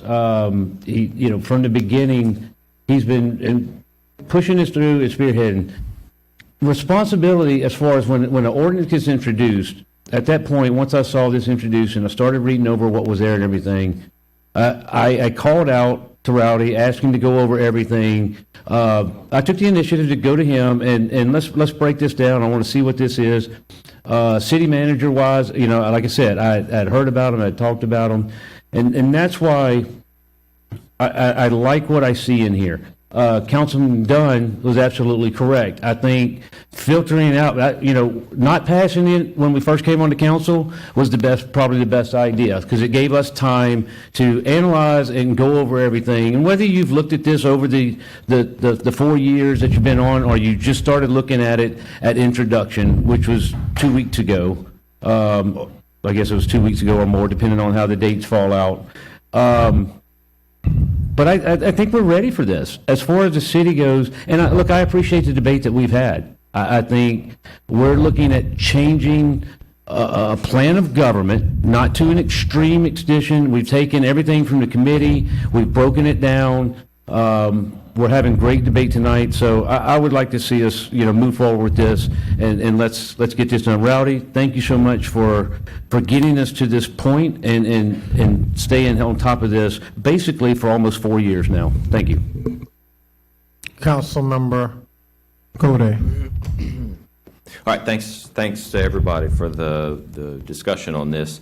I will provide responses for Councilmember Coleman and Banks, although I intentionally don't call it a rebuttal. I think the points you all articulated tonight is a perspective that we'll hear from the public if this goes through. And so the points that you brought forward with respect to the city parish manager and sort of where are the gaps in the organization, I think are things that the public is curious to know about. And so, again, not a rebuttal, but a providing of information.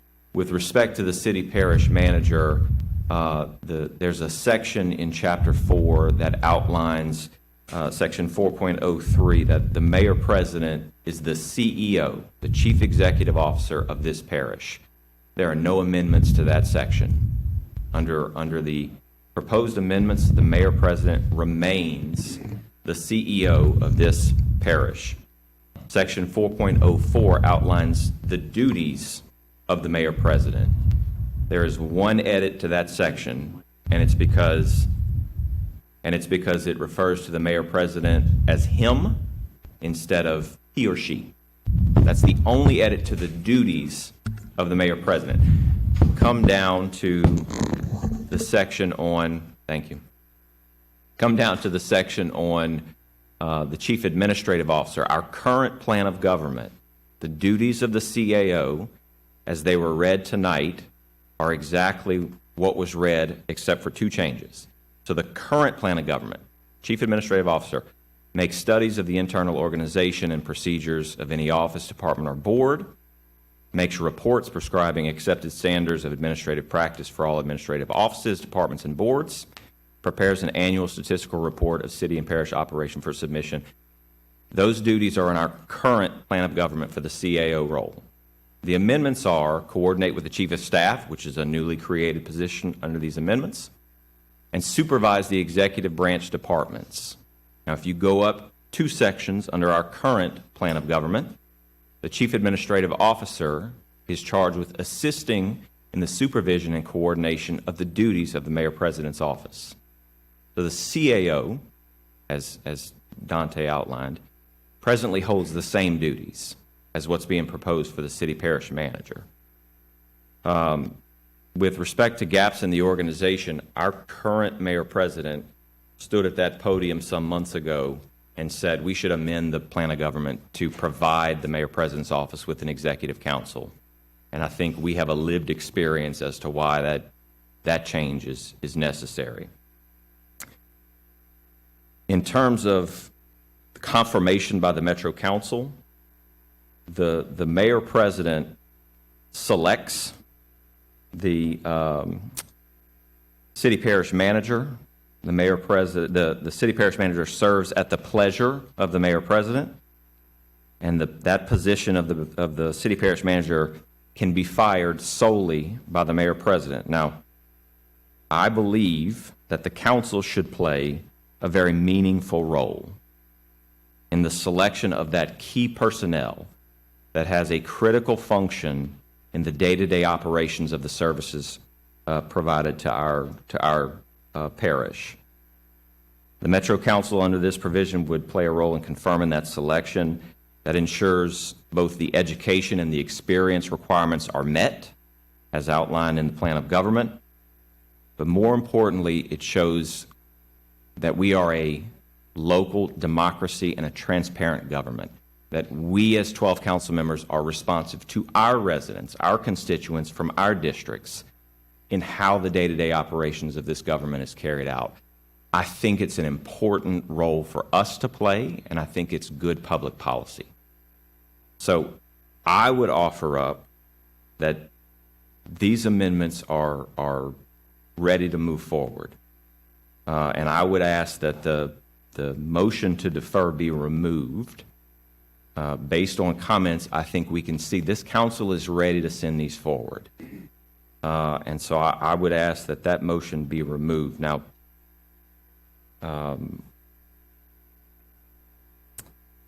the process that I went through to get to this point, I followed the same process that I've always followed with legislation, and that is, for instance, some affordable housing legislation that I co-authored with Councilmember Coleman. I went to Councilmember Coleman, gave a briefing on that legislation, asked for her input, asked for her to be a co-sponsor, then shared that legislation out with the council and said, this is for your review. It will appear on this agenda. I'm here if you have any questions. I followed that same protocol here. I approached Councilmember Cole, gave him a briefing, got his input, removed some sections that were uncomfortable, asked him to be a co-sponsor. It was not his choice to do so, but then moved forward with saying, here, council, this appeared on the last agenda, both of these documents, the summary and the full edits. And then the following day, I sent out an email to all council members saying, here they are attached. They're available on the website. I am available. I followed the process I've always followed that I hadn't heard pushback on. So please know that the process I went through was one that I think we all go through.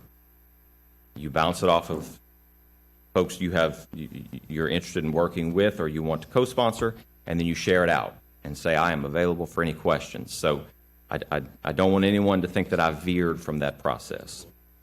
Look, every proposed amendment in this document is made out of a public policy perspective. There is no, this gives a win to the Mayor President's office, this gives a win to the council, there's no this diminishes power here, there's no this increases power here. This is from a public policy perspective. The win here is for our residents. Our residents deserve a continuously improving local government. And I think they deserve a professional manager to improve the services that are delivered to them. And I think they deserve someone who wakes up daily to work on that. And I think this is what our residents are calling for. So I will make the request that the motion to defer be removed. Negative. I will say I have a comfort level with delaying it for 2 weeks. If it passes by April 10th, it will still appear on the November ballot, which when in 2021, when this item came up, I was tasked by some folks who came to the microphone with, put this on a ballot when there's a large turnout and put this on a ballot that has your name on it. And I'm doing that, or I'm attempting to do that. So if the answer is negative, I'm comfortable. And defer it 2 weeks. We'll come back and review it in a couple of weeks at that council meeting. But I think we've heard that this council is ready to move this forward, and I think our residents are ready to receive it. All right, thank you. Councilman Hurst. I concur with Rowdy, and I think we're in a position to allow the people to decide. The great thing about the plan of government is that it's not decided on by the Metro Council, but it's decided on by the voters. So at this point, I just ask to allow the people to decide. Thank you. Dante, would you like to offer up a perspective from the mayor's office on any of what you heard before we vote?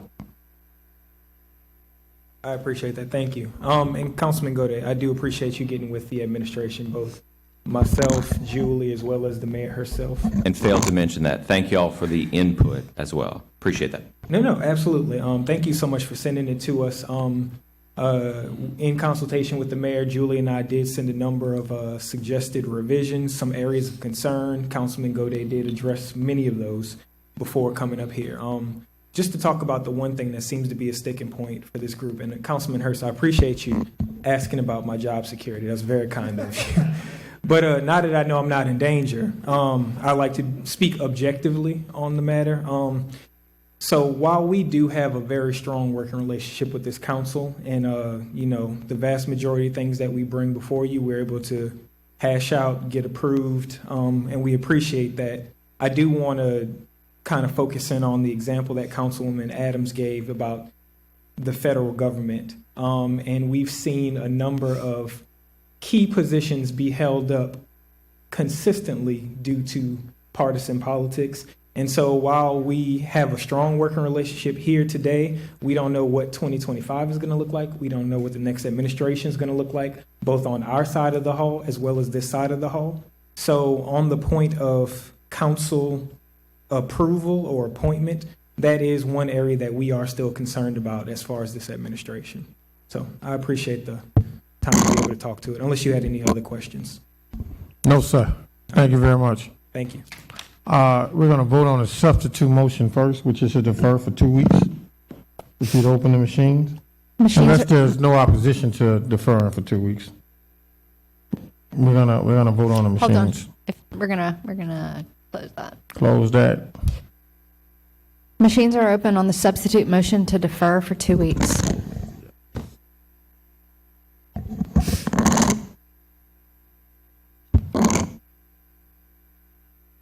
Motion fails. Item fails. We're now going to vote on the original motion, which is to approve. The original motion, which is to approve. Machines are open on the motion to approve.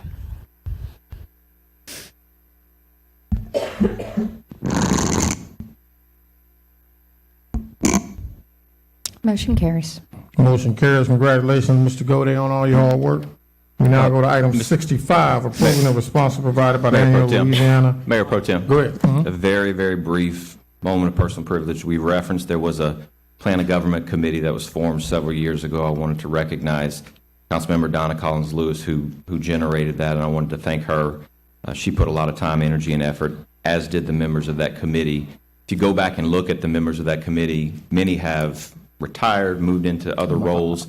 There was one consistent linchpin that stayed throughout and was able to provide a lot of input and history on that, and that was Miss Ashley Beck, who I'm going to embarrass right now.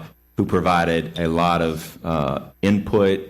She helped me with edits. She added. She gave it good input, and I am grateful for all that she did. She's been with this since the very beginning in her role, and I'm thankful to her. So I wanted to recognize her efforts. Thank you, Ashley.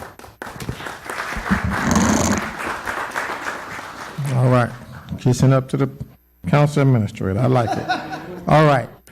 We now go to item 65, approving the responses provided by the annual Louisiana compliant questionnaire for the year 2023 as required by the legislative auditor in the state of Louisiana by the finance director. Is anyone here wishing to speak on the item? We now go to council members. Is there a motion to approve the item? So moved by the chair, seconded by Councilwoman Coleman. Any objections?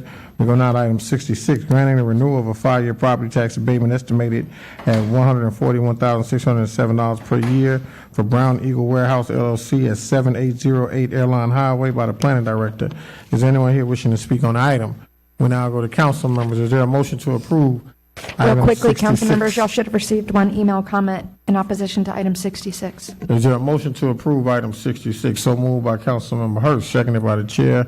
Any objections? We go now to item 67, amending the 2024 annual operating budget for the Charles R. Kelly Community Center so as to appropriate $35,000 from the general fund balance by the mayor president. Is anyone here wishing to speak on the item? We now go to council members. So moved by Councilmember Hurst. Councilmember Amoroso. I'm just curious, is this $35,000 in addition to what the community center already receives? It is. There was some commitment for some equipment that needed to be upgraded within the facility. So we used our existing budget to do so. And so this is a supplement to replace for the equipment that was purchased for the community why center. can't what's already been put into the budget be used instead of getting an additional $35,000? It was used, and it put us in a deficit based on a projection for the year. And so this $35,000 will shore up that deficit to make sure that we operate in the black. So I guess I'm curious as to how can you already be in debt? This is only February. It's not. It's based on an March? annual projection. So based on the annual projection of where we are due to the equipment purchases, and that was primarily being able to feed the homeless. So that's what that was for. We didn't have some of the equipment that was required to be able to do so. That's literally it. So I brought this up in the other meeting, and that's what it was for. So that some of the kitchen equipment that was non-functioning was upgraded to be able to cook for the homeless people as a partner of what St. Vincent de Paul currently does at St. Jared. They currently feed 400 homeless people on Tuesday and Thursday, and there's a gap Monday, Wednesday, Friday. So they'll be coming over to the Charles Kelly where the council and agent will be on one side and the homeless population will be on the other to make sure they have a meal. And so this was to upgrade some of the equipment to be able to service them. Councilmember Hudson. Linda, if you can come up real quick. So that brings an interesting question. I'm assuming that we have controls in place to not overspend. How do we end up in this situation where we've got to dip into the general fund? This is not a big amount of money, but I want to understand the process because, if we're running over budget and then having to dip into the general fund, it becomes a big issue. So basically, the 2024 budget for the Charles Kelly Community Center is approximately $400,000. And what that funds is it funds the staff out there, the benefits for the staff, some supplies, and there is some money that they use to do community functions. So if we don't allow the use of the fund balance for the one-time equipment purchase, basically they won't be able to do their community functions this year. And so Councilman Hurst talked to the mayor, and she approved the purchase of the equipment and said this is the budget supplement that will provide the funding for that purchase. So what control is in place to make sure that we don't overspend again? As the expenses move through workflow, we will make sure that that there has to be a sufficient balance in order to process a payment against it. So what would happen is eventually towards the end of the year, if we do not adhere to our projections and address an issue when it's at hand, you run out of money in November or December, or you're not able to do things during the year with the existing budget. And then we just come to the mayor and get more money? Well, I think that under this circumstance, this was equipment for the community center. I mean, we've been up here several times. The mayor has provided funding for things at the community centers before, capital improvements. So I don't want to say that you run out of money, but you know, if it's a good purpose and you go and ask the mayor and she's in agreement with it, then we will prepare a budget supplement based on her approval and provide the funding. Well, I've got some good things to do in District 9, so I'll be calling you. All right. Councilmember Banks. Yes, ma'am. I think it was maybe a week or two, what's her name, Carissa? I think my girl is Carisha or somebody. But anyway, they sent a, I guess it's like to let you know how much money you have. And, but one of the things that always come up is that there is always, and I don't plan to leave it in December, but there's always, what is that, rollover money? Carry forward, yes, ma'am. Yeah. So did y'all include that for District 5? We whenever someone comes to us and asks for money, that's really, we do that. That's one of the first things we look at. Do they have carry forward money from a prior year from savings within their operating budget that could be carried forward and used for this purpose? In this instance, this center did not. So. Okay. All right. Councilmember Moak. Councilmember Hurst, just a quick question. So if I got this right, and Linda, if you might stay there for a second. If I got this right, you spent money on fixing equipment at your community center that came out of a particular budget to do projects, which is feed the homeless, yes or no? Yeah. Okay. Do you have X amount of budget to do projects out of your community center? So let me. I got my 4 answer, minutes, 29 seconds. I do, but I want to. I do. The answer is yes. Okay. So you do those projects. Everybody has community centers. Does those projects throughout the year, based on the budget that they have. And I understand. No, I sir. get it. No, sir. Okay. No, sir. So you asked me a question. You got to allow me to answer it. There was a $300,000 upgrade for bathrooms at the Leo Butler. There was a $250,000 upgrade for air conditioning at the MLK Center, and there's bathrooms being done over at. When? Recently. Excuse me one second. Hold on just a second. You're talking about maintenance.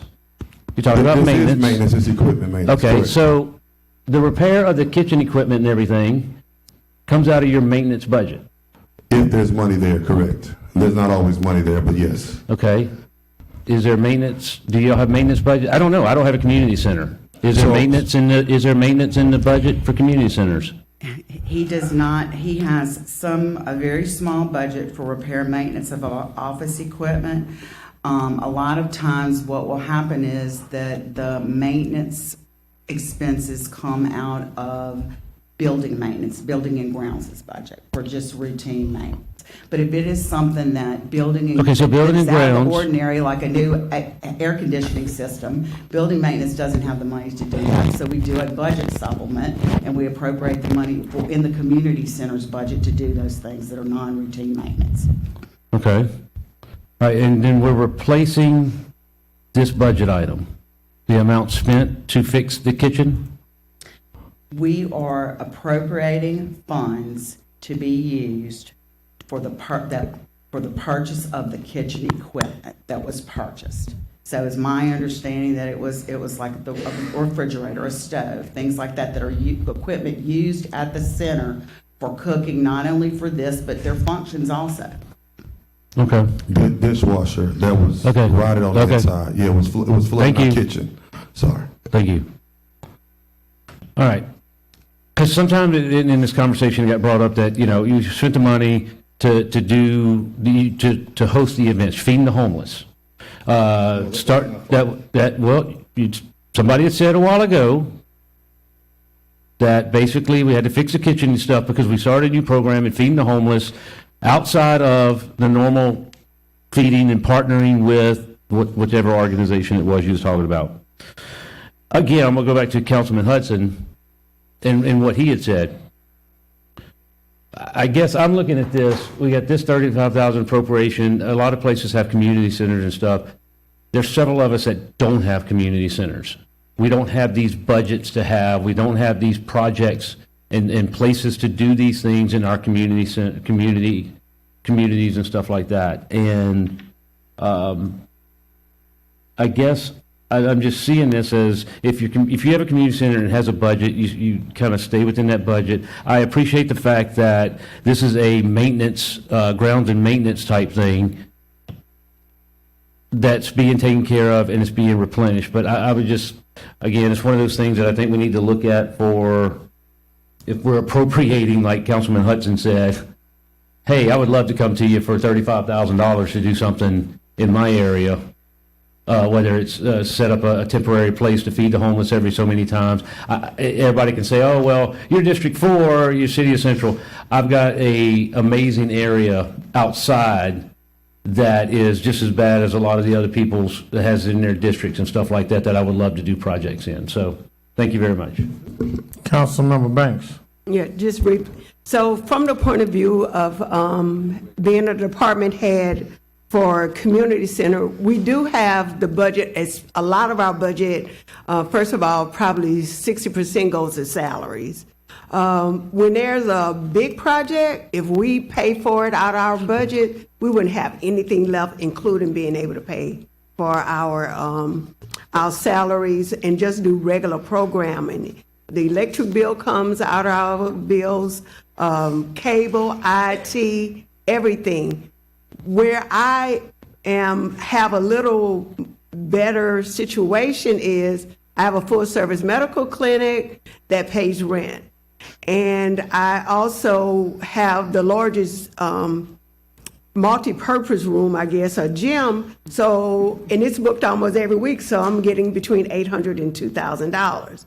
So I always end up with a supplement. But one of the things, like when you go shopping, and I do with but when I got like new flooring, I have to do a budget supplement because it would have wiped out my budget. I'm on the list. Hopefully Joe will get my bathrooms done because it was built in, our building is 50 years old and we still have old stuff. So I can't afford that, but it needs to be done. So $35,000 isn't a lot. We bought a kit, one of those freezers. It cost $7,000. And it didn't fit in the kitchen because they sent the wrong one. But they said we would have to pay another $1,000 to return it. But anytime you get that equipment, just like any other inflation, and when you start saying restaurant or commercial, it look like they see dollar signs. So, those are the kind of things happen. One suggestion that also is, I don't know if you have a food bank, but like the food bank bought a freezer for me. I need to do a lobby, so I've asked DSS, since they're in our office and they are not, they don't pay rent. I'm like, I need to buy some lounge chairs. You buy 2, I buy 2. So if we just like spend it like it's ours without a budget supplement, without some creativity. I'm ordering my furniture from Wayfair because I can't afford whoever y'all buyer is for this room. So I'm going to commercial Wayfair. I'm like, is it commercial? Because it doesn't make sense for me to pay $5,000 for a lounge seat. I'm going to Wayfair. So those are the kind of things, and I know it's hard if you don't have one, but like $35,000, that's like 5 appliances, really, in the commercial world. Councilmember Dunn Jr. Two quick points. One to Councilman Hurst. When you're going to be the deciding vote on the item, make sure your item requested for money goes before being the deciding vote on the item. That's point number one. Point number two, I don't have a community center like Councilman Moak. I don't have a community center like everybody else. So these are foreign issues to us. But I've been around community centers a lot and understand some of the inner workings of it, not like these who have a community center. But one of the things, this is a general fund request. What we don't see in this item is the MLK Center, George J. Newman, Leo Butler, and the Charles R. Kelly. What's the name of your center, Brand? Cheneyville Community Center. All of them have mechanisms through renting to businesses and organizations, and also renting out for events, their meeting space, where they generate self-generated revenue. And all these community centers been doing this for years, and those dollars go into the general fund. So although this looks like this is money that's just coming out of the general fund earmarked for something else, these community centers have been pouring into the general fund for years. And oftentimes, mayors, not necessarily this mayor right now, but previous mayors did not allow them to get that money out and utilize it for improvements and things of that nature. So I just want to offer that up for the conversation. Councilmember Adams. Just a couple questions. So I see washer and dryer and ice machine, hot food table, and then carpet replacement. But the other operating and empty supplies of 11,000, it didn't list what that is. So there are a couple of more items that we want to improve, and just to talk to what Councilwoman Banks has done. And I haven't gone to Brandon's. What I heard his looks like the Taj Mahal, so I got to come check it out. At least the improvements they did. But last year, when she asked about the carry forward fund, y'all, I literally had psychedelic carpet up to my head on the wall. That's how old the community center was. We had leaks. We needed paint. So my carry forward money that I had, the little that I had, went towards doing the basics to be able to get more rentals, because nobody would rent it because it looked like we were in the 70s. To be able to do the basic improvements just to try to get some revenues there. So we use that money for that. And moving forward, this other money will be moved. We still have another kitchen that needs to be done. This is one on one side, but we're headed in the right direction. So are you saying that 11,000 is going to the kitchen? It's primarily going to kitchen equipment, yes. Okay. And I'm just noticing off your budget request from this year, you requested 22,000 for food and supplies for the SWEEP program. Is this money going to be able to benefit SWEEP, or is this strictly? It does. And so we have the largest, before Council on Aging ever became the magnitude of what it was, this has nothing to do with me. This is a Charles Kelly thing. I'm going to give him a shout out. We had the largest group of seniors in the parish. And so that was a SWEEP program before Charles Kelly took over. So there were programs in place to support senior citizens that were less fortunate that did not discontinue. And those things were already allocated in those budgets. And then the Council on Aging took over, and really all they did for the most part was supplement some of that food cost, but the rest of it is still in place. So that's pretty much it. And as it related to the homeless program, this is not the food and the feeding. We're not even in a position to support any of that because the building's raggedy. The building is super raggedy. And I want to tell y'all right now, found out yesterday, and Joe can confirm, we had a roofing people out there. We had bullet holes in our roof, so now we have water that's poured all into our walls, and we need more improvement out there. So this is not something that we want to do, but if we don't change out a 1994 dishwasher and a 1995 washing machine and an ice maker and other stuff, at some point it just adds up.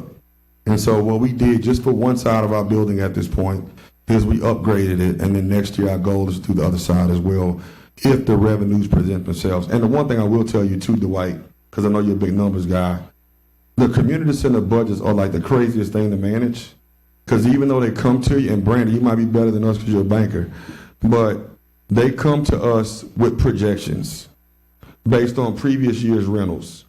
So can you imagine what COVID year was like? Can you imagine what 21 and 22 was like without those rentals? So rentals will go up and down and fluctuate, and I don't have that big monstrosity that Councilwoman Banks has. So my rental's like $300, and I still have to pay an officer. I still have to pay the staff to be there. Sometimes I pay somebody to come in on Sunday, so I might profit $150, right? And even for the one or two offices that we have rented out, they're like $250 a month. They're not. I mean, they're literally for public purpose. So we don't make as much money to offset that. Councilmember Coleman. Mayor Pro Tem, I don't know about you, with 200,000, but I don't know where I got 300,000 from. I don't know. So let the record reflect. I don't know where that number came from. Also, my restrooms at the Leo S. Butler Center are not new. But let me tell you what I did. My employees painted the Leo S. Butler Center. My employees clean the Leo S. Butler Center. So I guess that's why folk may think it's new stuff in there. But my people do that. Council on Aging bought 2 handicap toilets. Once I get my budget, it's just like your budget at your house. You stay within that budget. And so I don't go over. I don't, if anything, but I have to stay within and constantly go and check with Mr. Toops to see if I'm good. But I don't know where 300,000, but my restrooms are not new. But I have employees that know how to clean, and that's what they do. How many employees I have? As far as for the cleaning part, I have a building manager, and then I have the employee BR fellas. And when you get these fellas, you get people who know how to do something. And that's how I got my building painted. Councilmember Knoll. Thank you. So just want to address a couple of things. I can tell you, I did do some renovations at my community center a few years ago. It hadn't never been updated, and that was something that the community was asking for. I went to the mayor's office, and actually, we had not. We had a surplus, and I matched the funds that they gave us to do it, and out of the budget. And we did the flooring and painted and upgraded it, and everybody's been very happy about it. Some of it, the reason. Or another reason behind why I had those renovations done is because I wanted to make it more appealing for somebody to come. They had begged to bring medical back because it used to have medical and dental, and people were still calling, and they hadn't had it at that point for quite some time. I think it had been maybe a decade, and people were still calling asking if it was coming back. They wanted to make appointments. If you're familiar where Cheneyville is, where this community center is, it's in a very rural area. People in that area, typically, if they don't drive, they have to pay somebody to bring them into town, either Zachary or Baker, to go and do anything. So we were able to get medical back in there to lease the space, but part of those improvements went towards making that appealing for somebody to come in and operate out of there. So that was a big win, and it's helping the community. I can tell you we feed a lot of people with the boxes of food. We have Council on Aging come in and does the meals, but we give a lot of food away that they get from the food bank. So much so that we're running out of space, and that's something I'm looking at doing, is trying to get some kind of whether it's a T building or something small in the back with air conditioning, just for more food storage, because we don't have any more room. But I will tell you, as far as the comments on, I don't look at this or funds like this as, well, this district's getting it and I don't have one, so I need something too. Because this is serving people who need to be served. And I kind of look at this item just as anything else.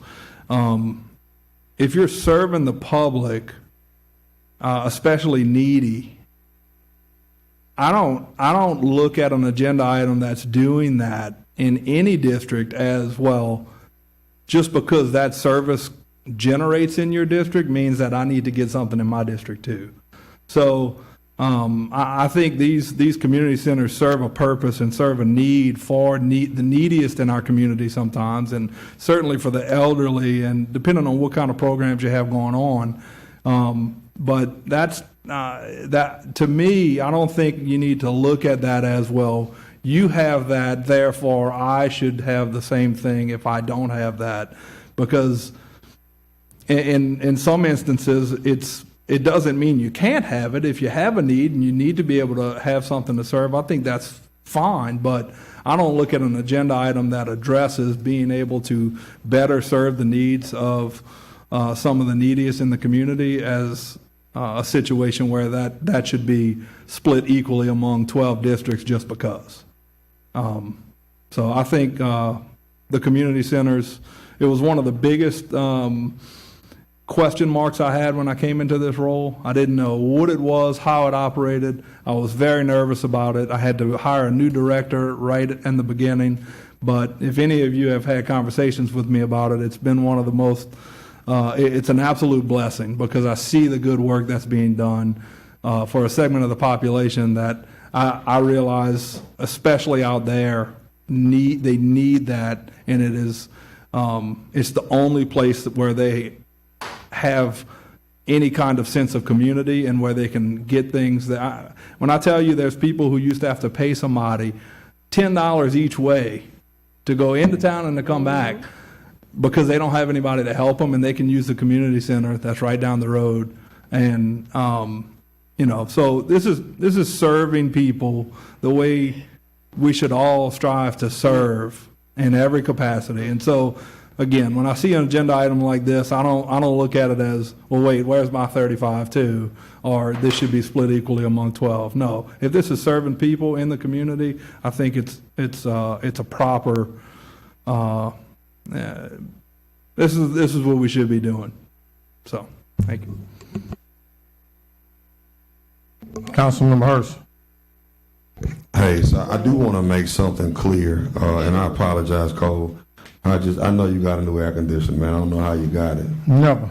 But, or getting one, but I support it. But I do know that last year we did do a mid-year budget supplement for the Leo Butler Center to put showers in there. And I don't know where the money is or what's going on, but it's no different than what we're asking for here. It's the exact same thing. The community has a need.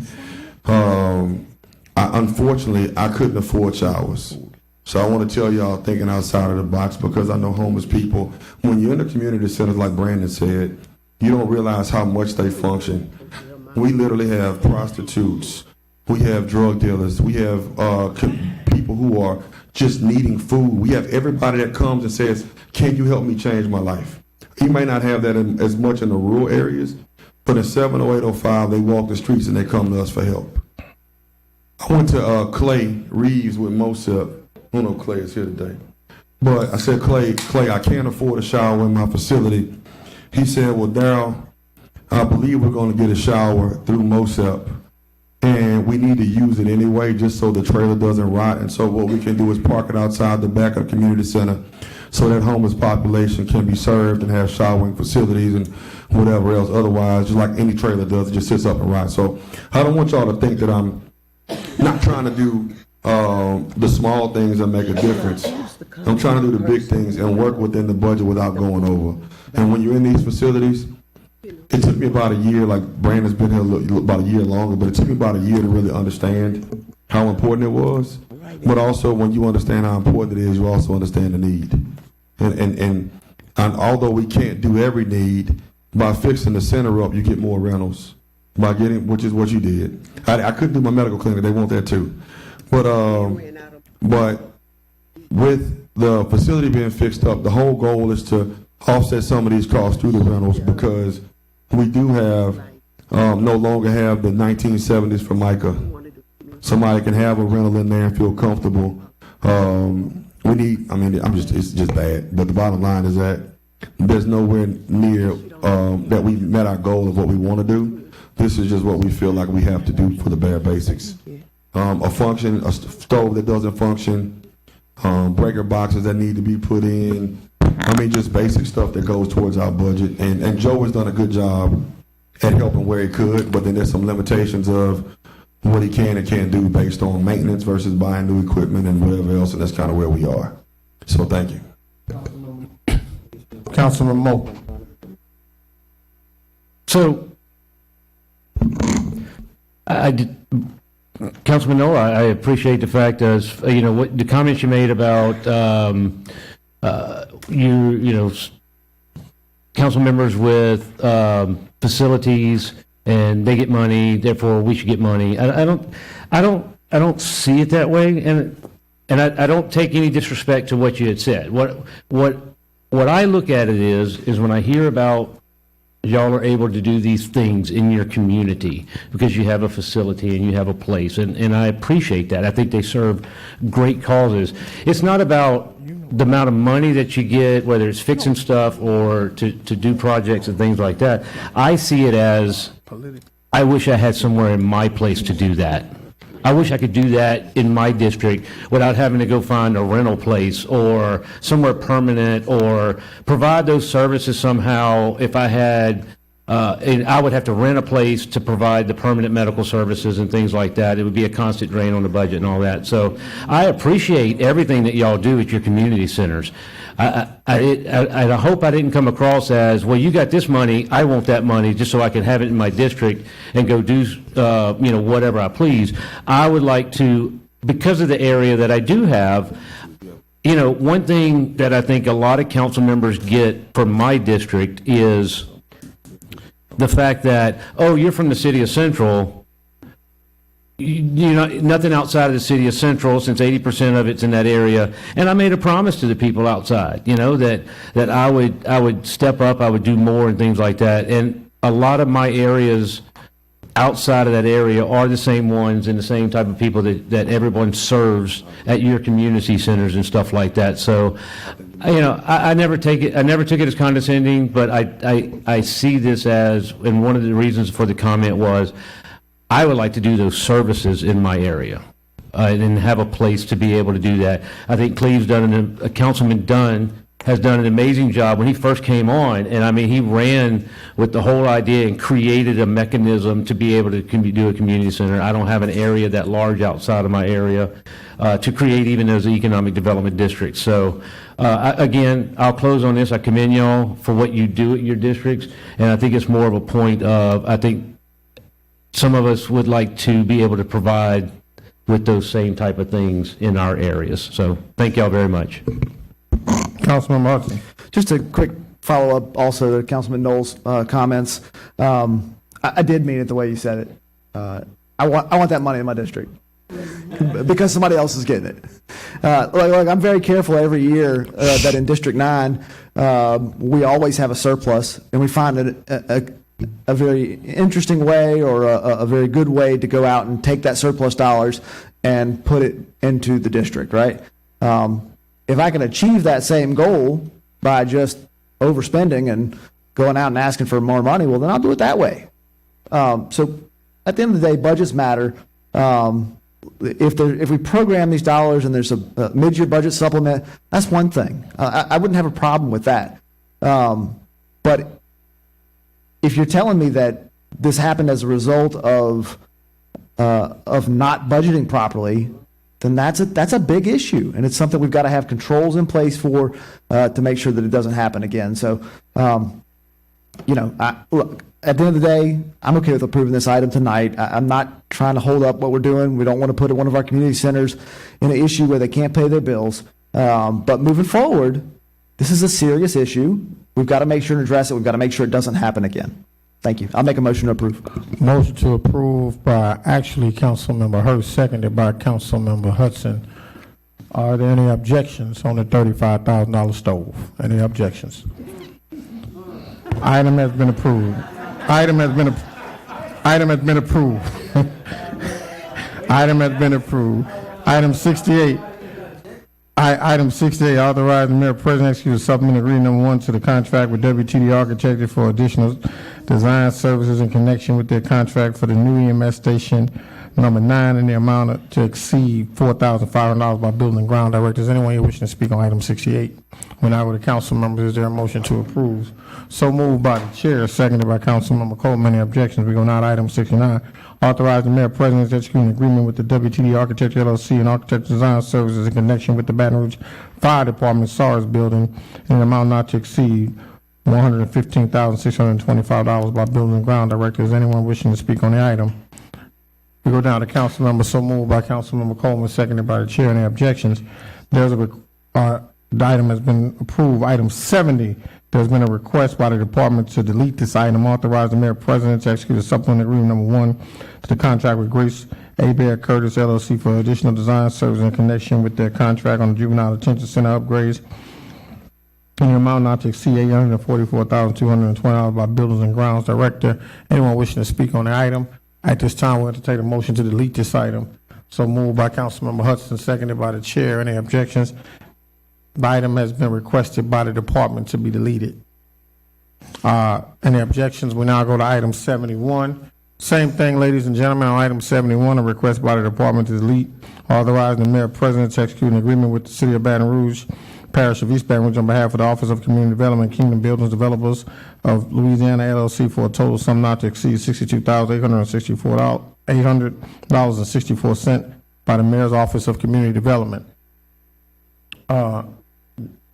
You want to, excuse me, the request to delete came from a council member. All right. So we at this time will entertain a motion to delete the item. So moved by Councilman. Who you wanted to? You want to get some clarity, Yes. Councilmember I Dunn want to get some Jr. clarity. On item 71, there's a request by a council member to delete the item. I said department, but I spoke in error. It's a request by a council member. Marley, would you like to come in? I think they said motion to defer for 2 weeks to let the parish attorney. There you go, that's what it was. Motion Okay, to we all defer for agreed 2 on that. weeks Okay. by Council Member Hudson, seconded by Council Member Hurst. Any objections? The item has been deferred for 2 weeks. Item 72, authorizing the settlement of the matter entitled Kyle Willison in the city of Baton Rouge, Parish of East Baton Rouge, in the amount of $25,000 plus court costs in the amount of $741.96 for a total amount of $25,741.96 by the parish attorney. Is anyone here wishing to speak on the item? We now go to council members. Is there a motion to approve the item? Motion to approve. So moved by the chair. And seconded by Councilmember Hudson. Any objections?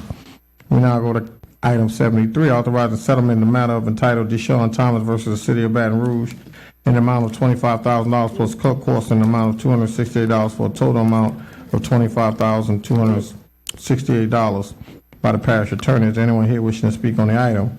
We now go to council members. Is there a motion? So moved by Councilmember Hudson, seconded by the chair. Any objections? We now go to item 74, authorizing the mayor president to execute an agreement between the city of Baton Rouge and East Baton Rouge Parish on behalf of the Office of Community Development, St. Vincent de Paul, Bishop Lot, for a total sum not to exceed $125,342 by the mayor's Office of Community Development. Is anyone here wishing to speak on the item? We now go to council members. Motion to approve by Councilmember Hudson, seconded by Councilmember Banks.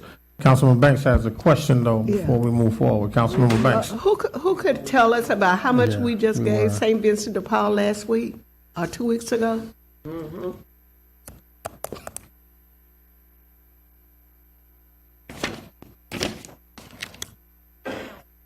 Did you want to ask about this item specifically or about the conditional award letter?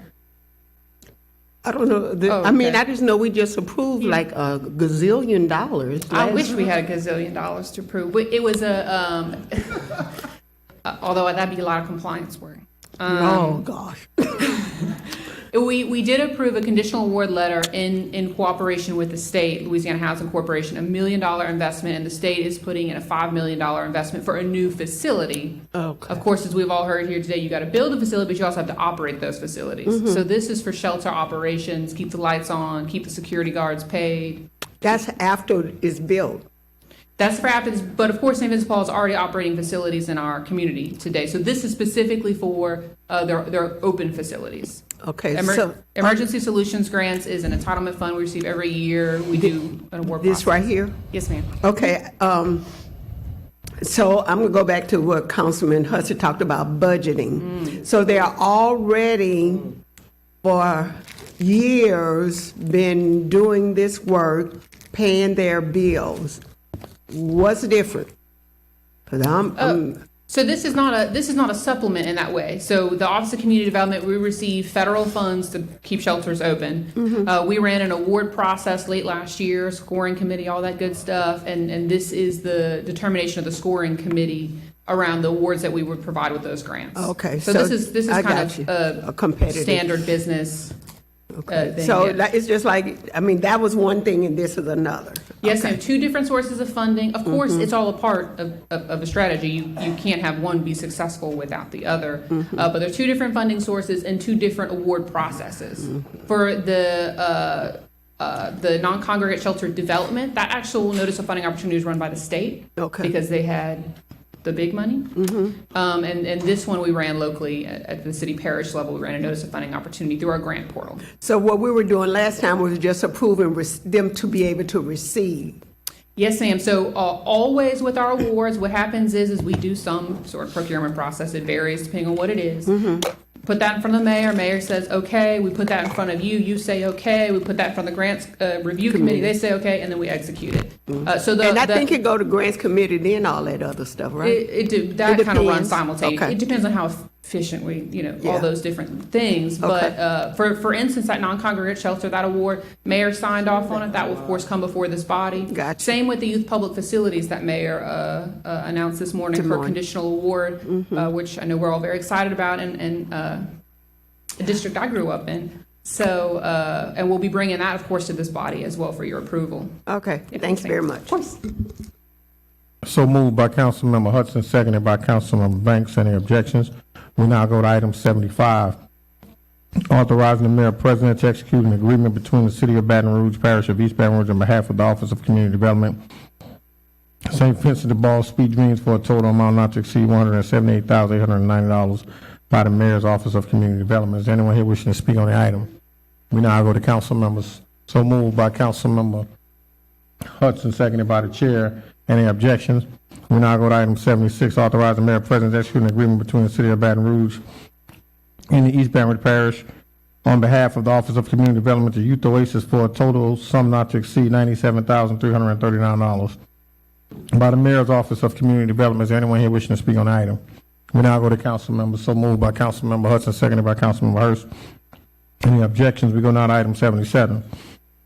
Authorizing the mayor president to execute an agreement between the city of Baton Rouge Parish of East Baton Rouge on behalf of the Office of Community Development and Catholic Charity Sanctuary for Life for a total sum not to exceed $63,456 by the mayor's Office of Community Development. Is there anyone here wishing to speak on the item? We now go to council members. Motion to approve by Councilmember Hudson, seconded by the chair. Any objection? We go to item 78. Authorizing the mayor president to execute an agreement between the city of Baton Rouge Parish of East Baton Rouge on behalf of the Office of Community Development and Catholic Charities Joseph Holmes for a total sum not to exceed $50,007 by the mayor's Office of Community Development. Is there anyone wishing to speak on the item? We now go to council members. So moved by Councilmember Hudson, seconded by the chair. Any objection? We go to 79.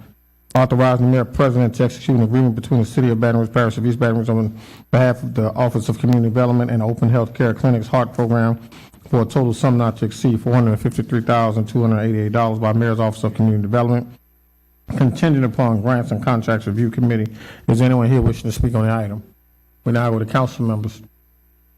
So moved by Councilmember Hudson, seconded by the chair. We now go to item, any objections? We go to item 80.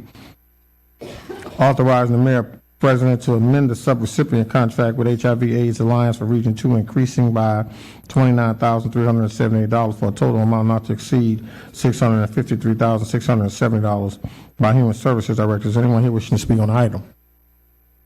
We go to council. So moved by Councilmember Hudson, seconded by the chair. Any objection? We now go to 81. Authorizing the mayor president to execute a supplement agreement for the professional engineering services with Atlas Technical Consultants, LLC, for services in an amount not to exceed $1,575,870.82 by the Transportation and Drainage Director. Is there anyone here wishing to speak on the item? We now go to council. Is there a motion to approve? So moved by Councilmember Moak, seconded by Councilmember Hudson. Item 81 has been approved with no objection.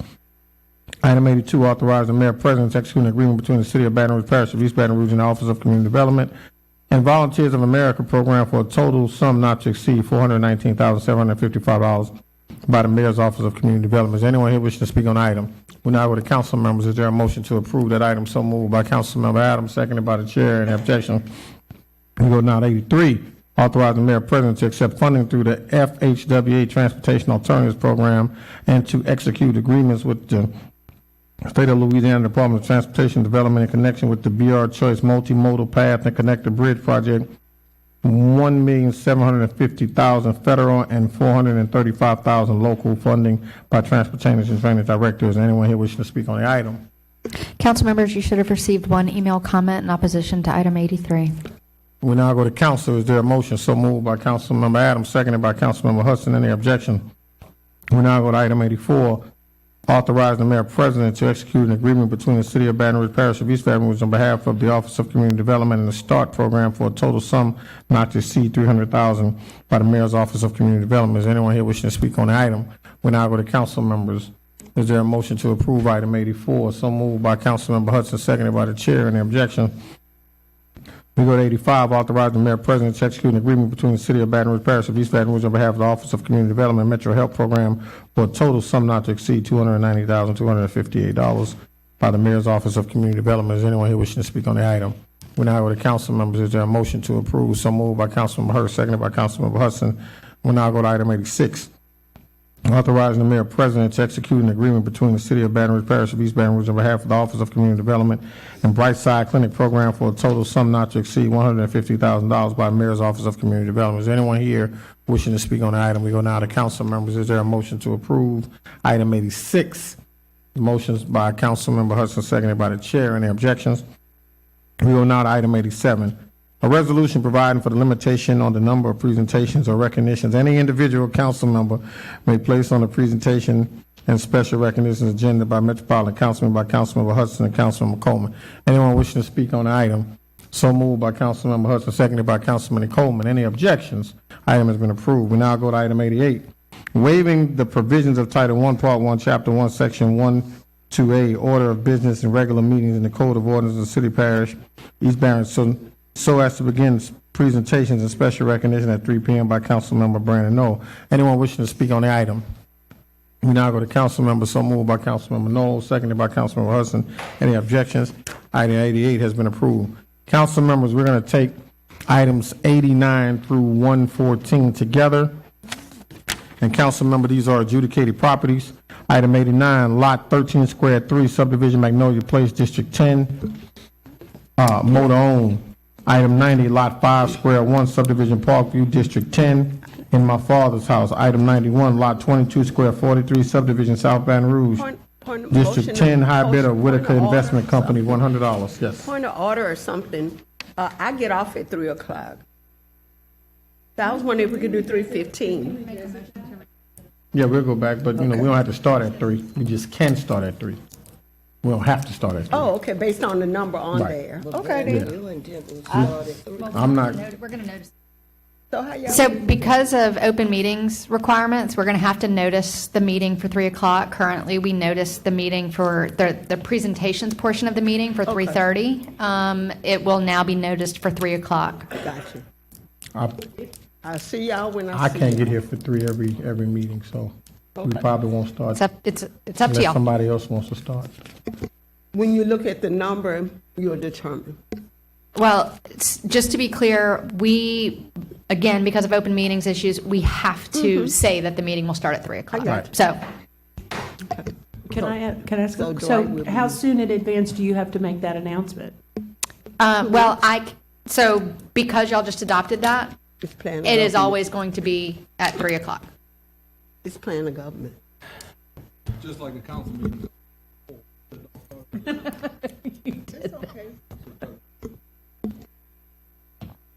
If we got 30 presentations, we don't have to start at 1 o'clock.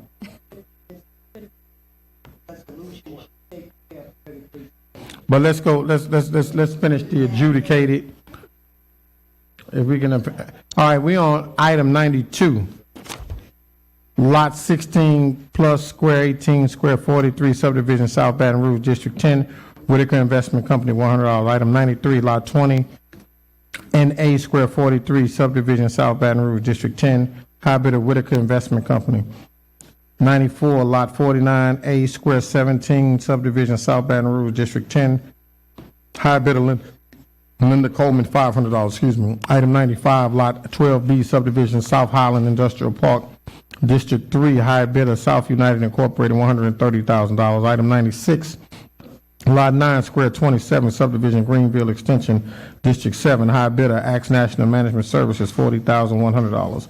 Item 97, Lot 18, subdivision Langwall Place, District 5, high bidder, Axe National Management Services, $45,100. Item 98, Lot 11, subdivision Roseberry, District 10, high bidder, District 10, $500. Item 99, Lot 1, Square 14, subdivision Scotland Addition, District 2, high bidder Sharon Jackson, $5,200. Item 100, Lots 2, Square 14, subdivision Scotland Addition, District 2, high bidder Sharon Jackson, $4,700. Item 101, Lot 3, Square 14, subdivision Scotland Addition, District 2, high bidder Sharon Jackson, $4,100. Item 102, Lot 34, Square 26, subdivision Eden Park, District 7, high bidder Roy Thompson, $100. Item 103, Lot 29, Square 35, subdivision South Baton Rouge, District 10, high bidder Erica Scott, $900. Item 104, Lot 13, Square 13, subdivision Greenville Extension, District 7, high bidder George Hardy, $300. Item 105, Lot 14, Square 13, subdivision Greenville Extension, District 7, high bidder George Hardy, $300. Item 106, Lot 12, subdivision Schwartz Addition, District 10, high bidder Jerome Brazier Carter, $100.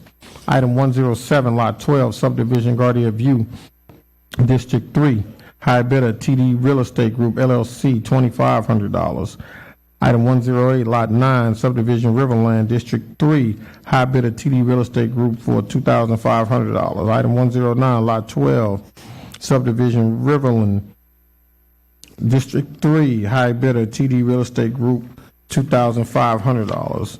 Item 110, Lot 35B, subdivision South Holland Industrial Park, District 3, high bidder TD Real Estate Group, LLC, $2,500. Item 111, Lot 13 and 15, subdivision Montesano Holland Farm, District 10, motor owned. Item 112, Lot D, Square 278, subdivision Suburb Schwartz, District 10, motor owned.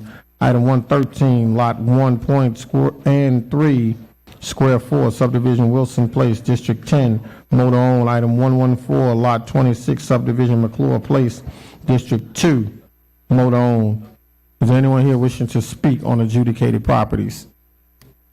At this time, we'll entertain a motion. So move. Councilmember Banks.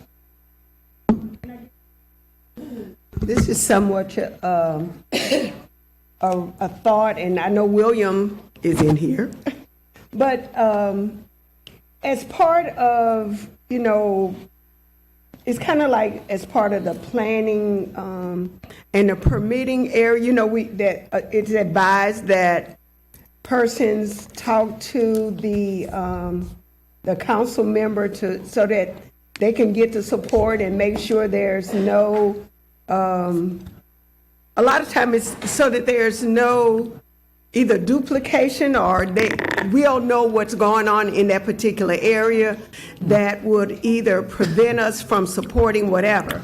And when we got about 8 conversations going on, ladies and gentlemen. Go so ahead. I'm looking at TD Real Estate. 1, 2, 3, 4 in Councilman Goday's district. And I think I saw him somewhere else. I think that was all. But when I hear about the multiple persons, that would lead me to think, and this might be an agenda item too, that you know what the plan is. Because I have seen people who do this as a sport, and not to say that these people are doing that, but they bid as a sport and then they just hold the property. So Councilwoman Coleman is the only one currently that asks that the people contact her, but if any of the other councilmen would want that, or women would want that, we can certainly do that. Yeah, and I don't want all of them, but when I see somebody getting 5 and 10 and 15 in a certain area, to me that leads me to believe that they have a larger plan than just renovating a house or just mowing the lawn.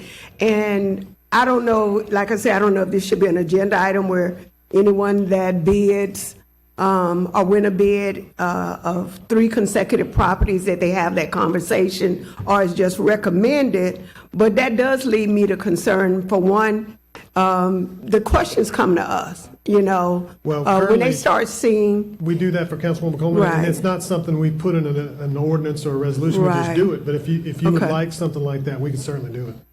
okay.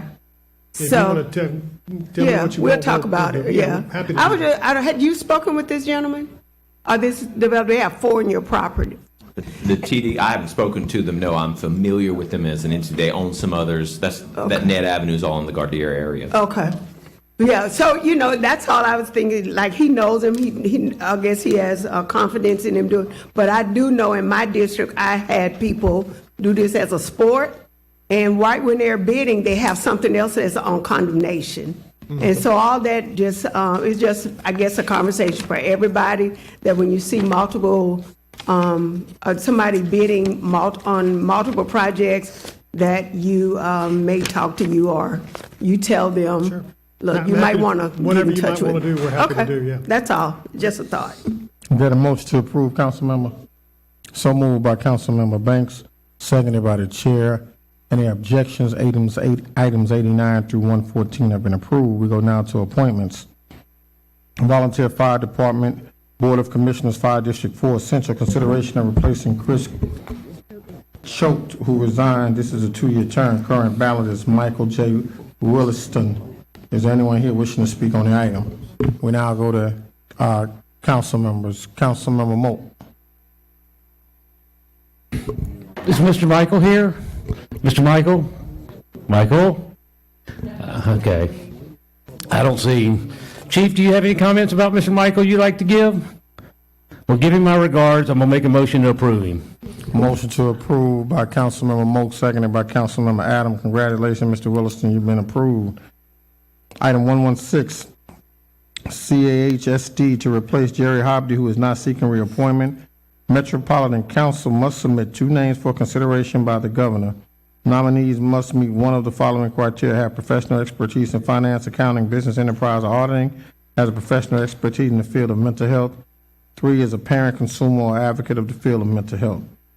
Current ballot, we don't have anyone at the moment. Council members, you'll probably remember the Capital Area Human Services District is a unique state-created entity. The Metro Council has to forward the names of nominees to the governor for him to actually make the appointment. It's frequently difficult to find people who meet one of these criteria and who are willing to serve on the board. So we just found out that Ms. Hobdy is not interested in seeking reappointment. So I placed this on the agenda so that y'all could be thinking of constituents or neighbors, colleagues, friends who may be interested in serving on this board, because we do have to send at least 2 names. We can send more, but so my request would be for to defer this for 30 days to give y'all time to suggest people to apply, contact my office about their interest. Motion to defer for 30 days by Councilmember Amorosa, seconded by Councilmember Adam. Are there any objections? Item has been deferred for 30 days. We now move to item 117, change orders. EBR branch library renovations. Contractor Terry Honorary Construction, change order amount $65,229. Is there anyone wishing to speak on the item? When I go to council, is there a motion to approve item 117? Yes.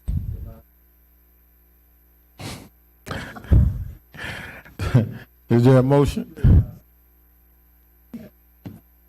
Is there a motion? So moved by Councilmember Moak, seconded by the chair. Any objections?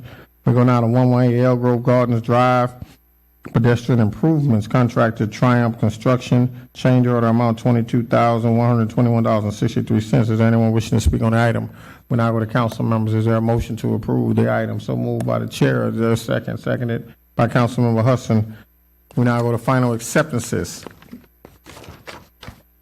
Item 119, Baton Rouge Airport Concourse, a roof replacement, contractor Lakeshore Roofing and Construction, final cost $33. There is a request to delete this item. Council members, you should have received 1 email comment in opposition to this item. Obviously, there's a typo on the item, and that's why we're asking to delete it. There's a typo. Motion, Motion to delete by Councilmember Dunn Jr., seconded by Councilmember Amoroso. Any objections? Item has been deleted. Acceptance of low bids. DHDS exterior painting, Ryan Curtis LLC, $177,900. Anyone wishing to speak on the item? We now go to Councilmember. Is there a motion to approve? So moved by Councilmember Hurst, seconded by the chair. Any objections? We go to item 121, East Boulevard Area 88 Transition Project, Proseville LLC, $428,348.30. Is anyone wishing to speak on the item? We now go to council members. Is there a motion to approve item 121? So moved by Councilmember Adams, seconded by the chair. Any objections? Council members, we're going to delete item 123, receiving a report from Dr. James Richardson on the, defer, I'm sorry. Receiving a report from Dr. James Richardson on the Economic Development Districts by Councilmember Dunn Jr. There's a request to defer the item to April 24th. So moved by Councilmember Dunn Jr., seconded by Councilmember Moak. Any objections? We now go to item 122, receiving a report from the Department of Environmental Services on the updated garbage contract, especially the SDBE requirements for contract by the chair.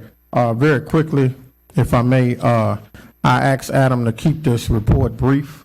And truly, I wanted to talk about the SEDB program for all of the contracts in city parish, being that I know we established a goals program some time ago. So I just wanted to get an update from him on that. And I really didn't need a PowerPoint, Adam, but my colleague likes them, and so I wanted to make sure I adhere to her request. So if you would. Thank you, Councilman. And so I did try to change it up a little bit, and it now kind of covers the major contracts that that have gone out for selection over the last couple of years. So if you could, the third slide, please. So just a little bit of a timeline of events. So the SEDBE ordinance, it was approved by the Metro Council on April 28th, 2021. The three major contracts that I referred to earlier, the solid waste collection contract, that one advertised in April of 2022, so about a year later. As y'all remember, we did not get any bids on the out of services portion of that contract, so we went out for selection just for the out of services portion. That was done in July of 2022, and then also in July of 2022, we went out for selection on the O&M contract for the wastewater treatment plant. Now, even though the ordinance itself was passed or adopted in April of 2021, it was not effective until September 1st of 2022. So, next slide, please. That kind of goes into, so where are we now? Well, since those three contracts were advertised prior to the ordinance being, or prior to the ordinance being effective, the DBE language that we know today and that we use today, that we put into bid documents, RFPs, that type of thing, with a goal established, was not in those RFPs. There was some, the two solid waste RFPs, they had some, I would call it some vague DBE language in it, but there was nothing specific as far as goals established or anything like that. And then the wastewater treatment plant O&M contract did not have a DBE component to the selection of it. Now,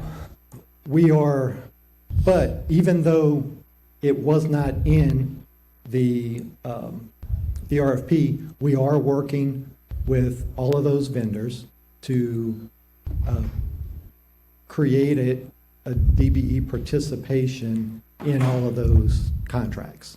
We're working with purchasing, and this is what we do on every project now.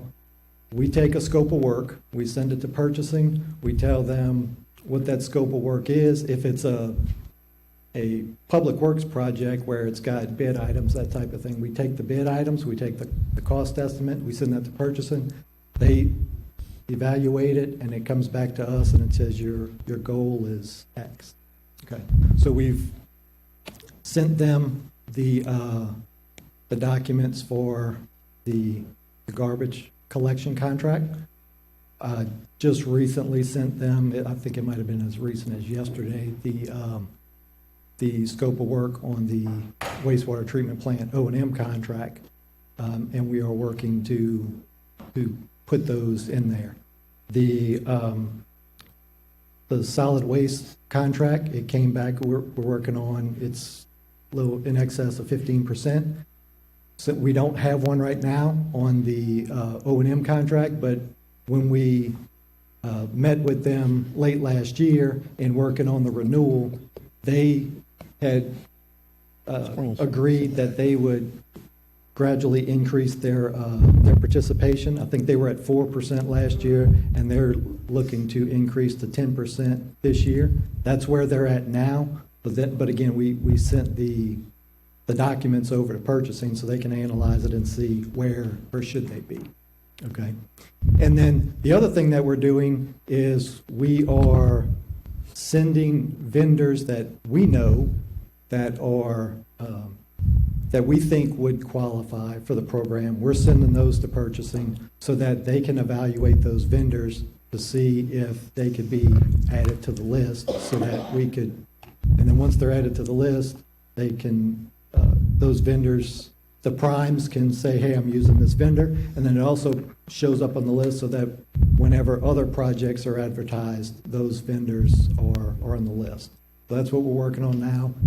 And then again, anything that going forward, and in the past 6 months or so, anything that we've put out for bids or put out for selection has gone through purchasing first and has had an SCDBE goal in the contract. I think our first set was I think we advertised in October of last year. We had 3 public works projects where they were advertised with goals.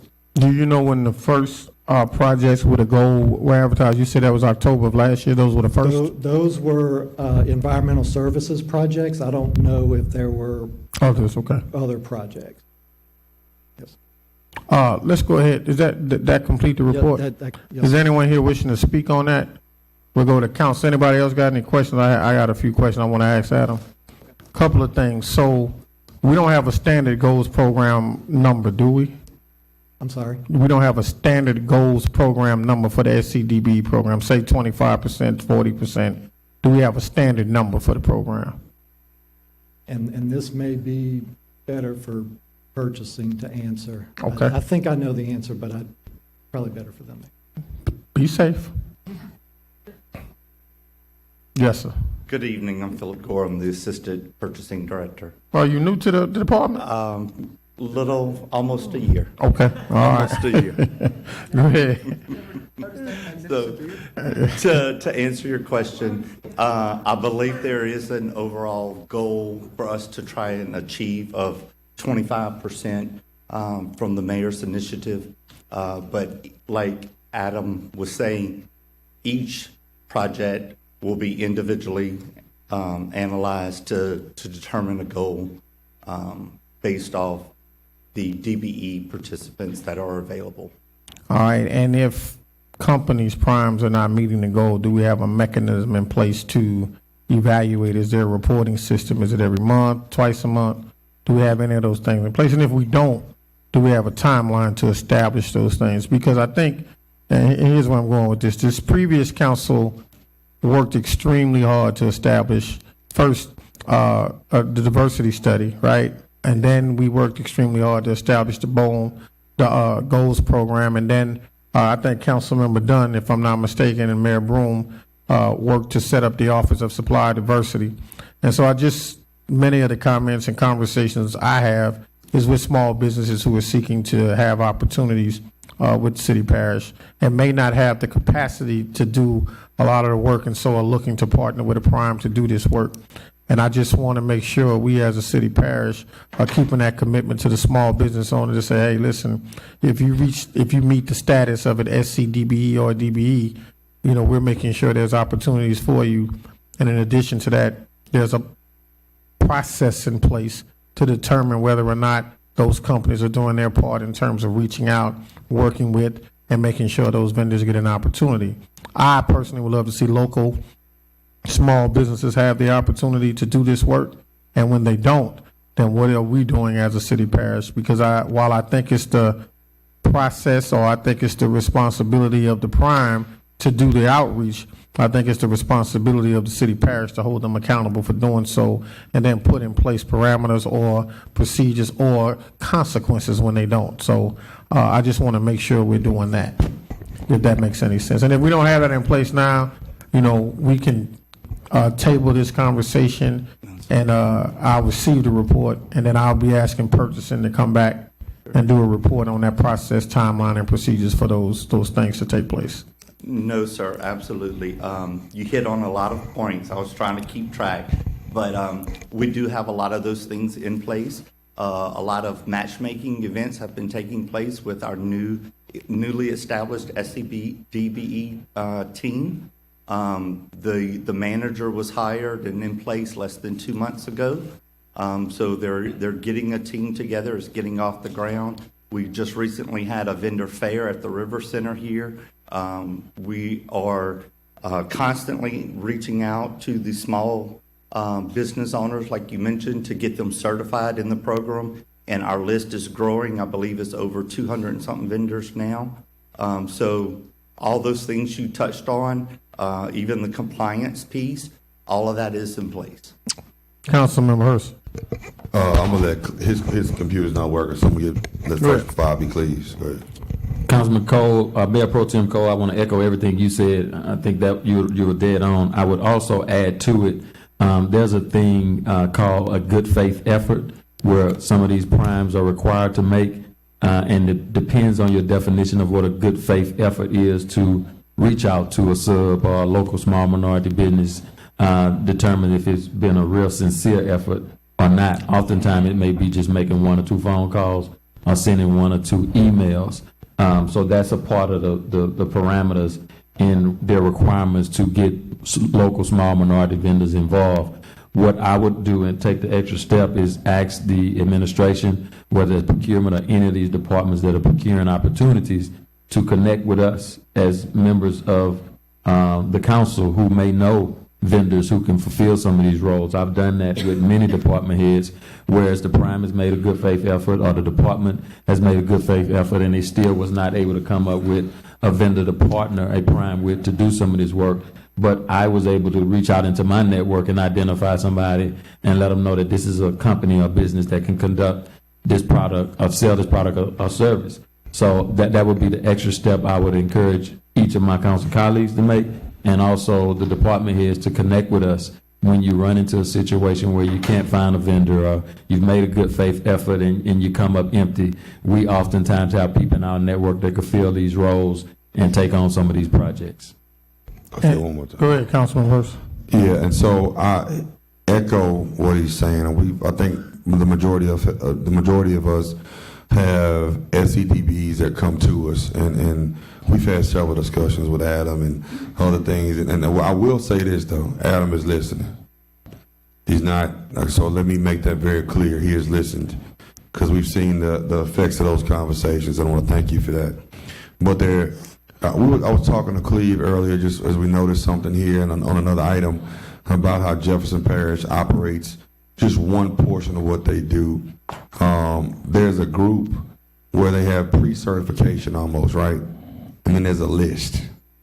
And so it's a specific item, non-relevant to this, but I believe it is relevant in terms of city parish creating a vendor list of SCDBEs, so that when somebody says they can't find one for surveying, for whatever it may be, that we say, hey, here's the 20 people you can choose from. If you haven't called all of them, then you haven't done your due diligence, and unfortunately your bid is invalid, right? And so I think that should be a great appropriate step where people pre-qualify based on their certifications for whatever it is they have expertise in. And then once they qualify, we put them on a list, and that list is then used to help target that 25% quota. In addition to that, if in fact a vendor submits a bid with a DBE listed, but then the work begins, and then that DBE that was listed doesn't have the capacity to do the work for some strange reason, then what happens?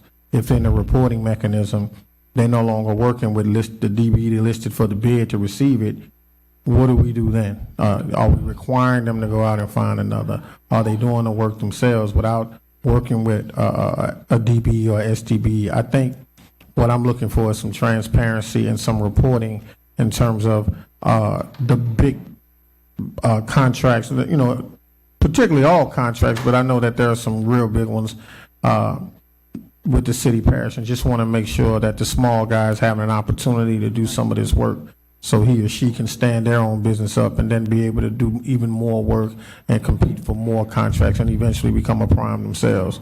I'm gonna get just, you made a valid point that was echoing, so I appreciate that. But I'm gonna say one other thing too.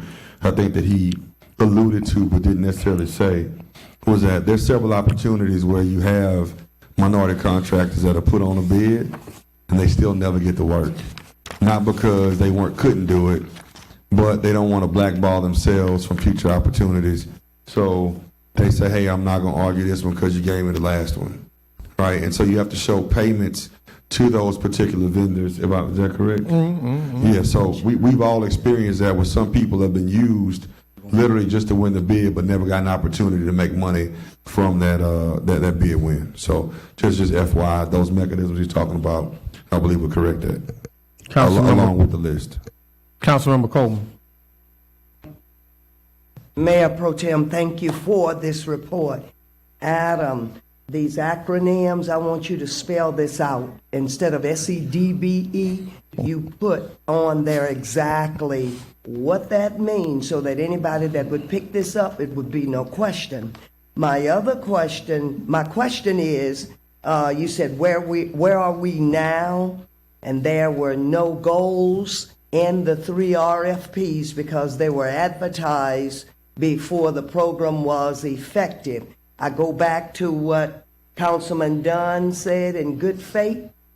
So my question is, have you reached out to any of them, had a conversation, told them what's on deck right now, and see where they are with operating in good faith, if they are?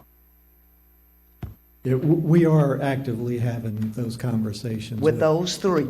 Yes, ma'am. With those three? And one of them is, I guess, RDI is a minority-owned contractor, so it's really the other two, yeah. So with the other two? Those, yes, ma'am. All right, okay. Yeah, and again, my reason for wanting to report is because I'm having a lot of conversations. I'm sorry, Councilman Hudson.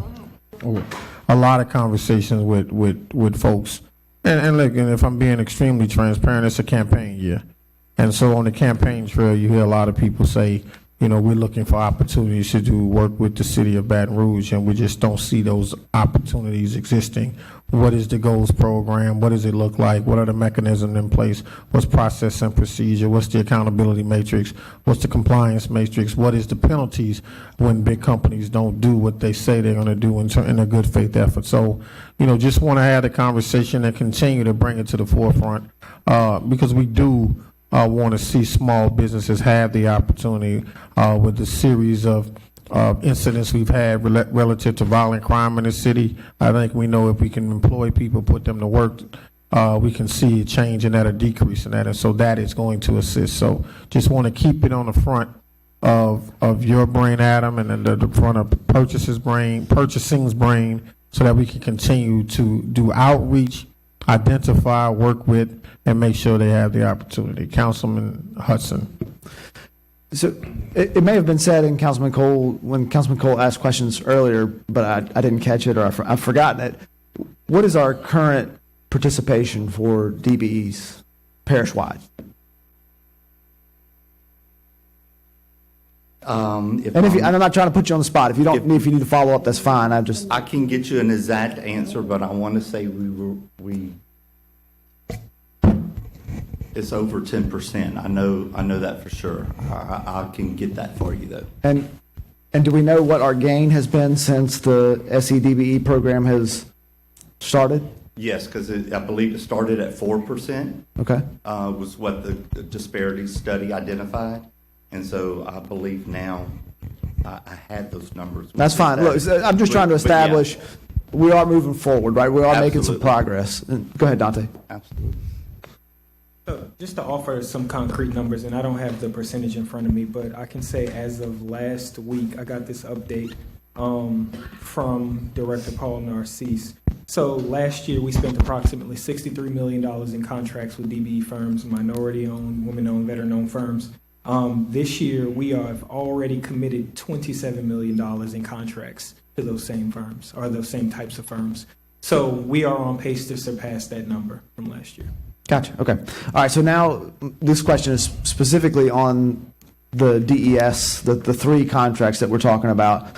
So those were passed before the program went into effect, and now are we going back and asking them to change their contracts, or what exactly are we doing? Yeah, we're amending their contracts or we're discussing amending the contracts to include the goals. And so far, they're amenable to that, or? I mean, we're having those discussions. Yeah, like Okay. I said, the Jacobs one. I mean, when we were having those, going through the selection process, wrapping it up. I guess while the goals weren't in there because it wasn't effective when it was advertised, it was effective when we were having the oral presentation. So it was a question to all of them, and we asked that question. They committed to it during the oral presentations. Again, there wasn't a goal because it wasn't in the contract, but we're now working to add those goals in. Yes. Okay. All right. Thank you. And I guess, Councilman, to your point, I can tell you, just from a reporting standpoint, I know we've been asked a lot more information lately, and that is something that we're going to start doing. Is I'm going to start reporting to purchasing on a more frequent basis of where we are with PBE participation on all of our contracts.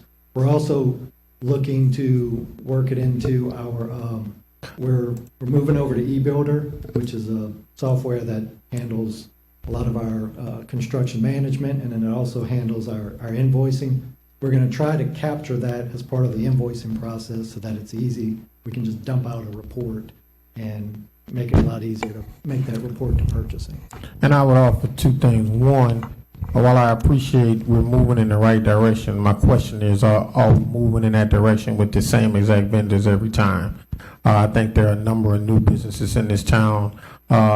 We've seen conferences and we've seen seminars on how people can get DBE certified and things of that nature. So I know we got a bunch of new businesses locally who still need the opportunity. So I would love to see that growth happen with new vendors, and new vendors have not the same people having the same opportunities every single time, but new vendors having an opportunity to participate.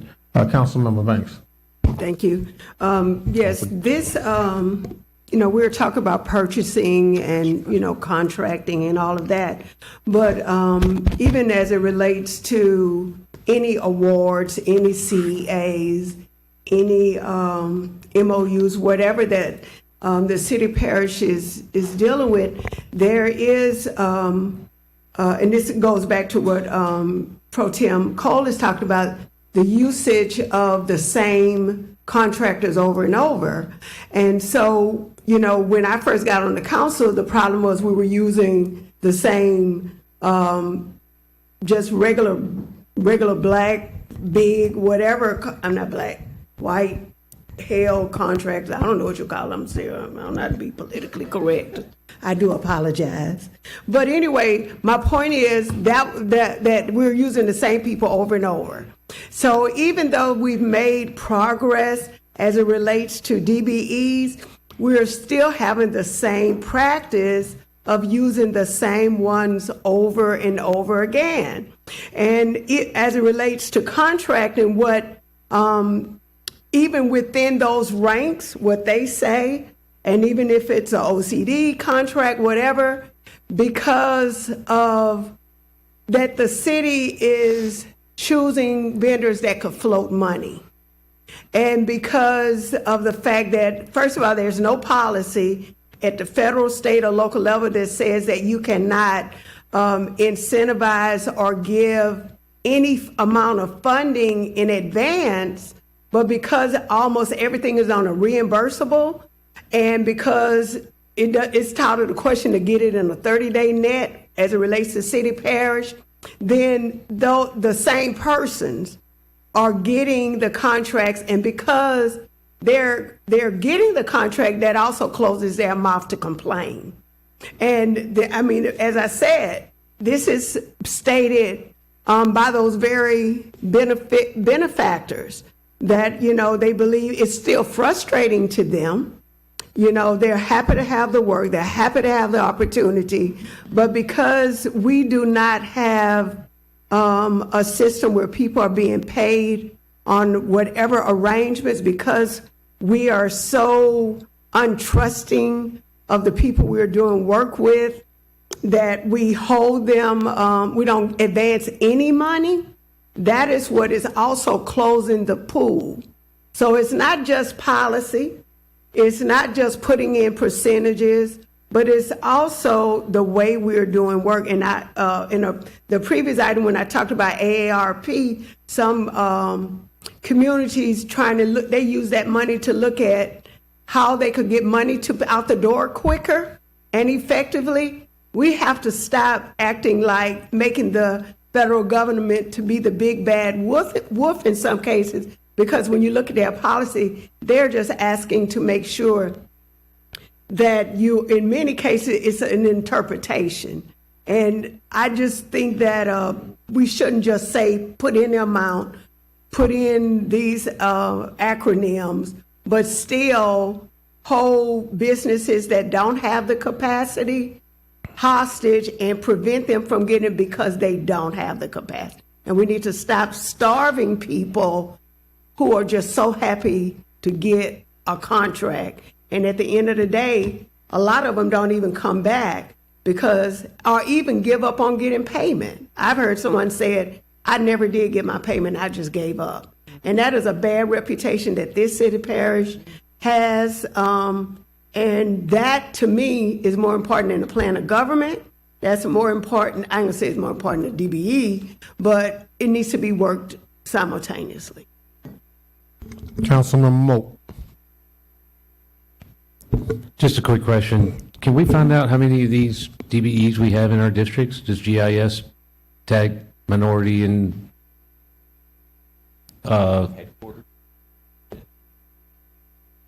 in other words, if I called your office, could I find out if there's any registered DBEs in my district?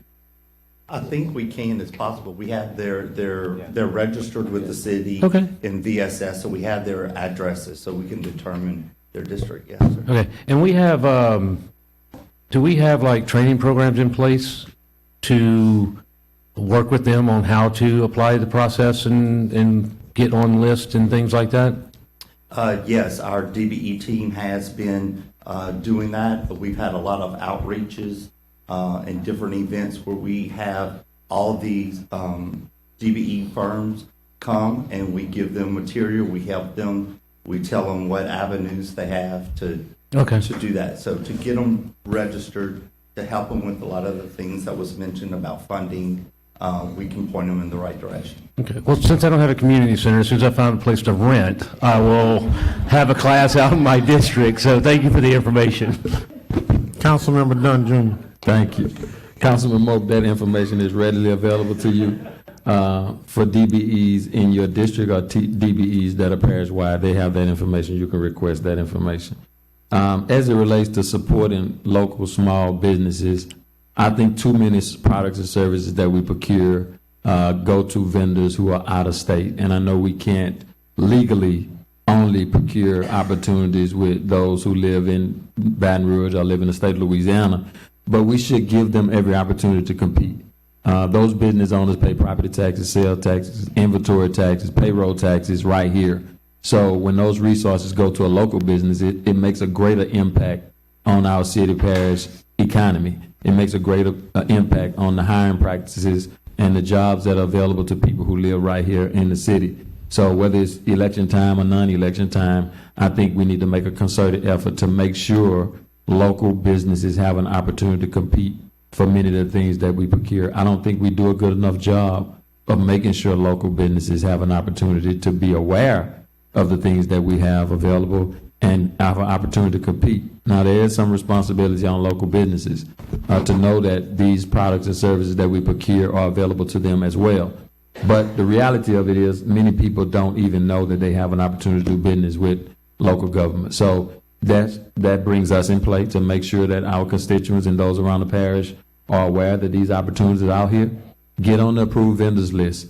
Get the solicitations that come out based on your NICS code. You know, if you sell trinkets, or if you provide construction management services, or whatever you do, you tell the city parish what you do. And as those opportunities come available, you will get an email notifying you an opportunity to bid on those things.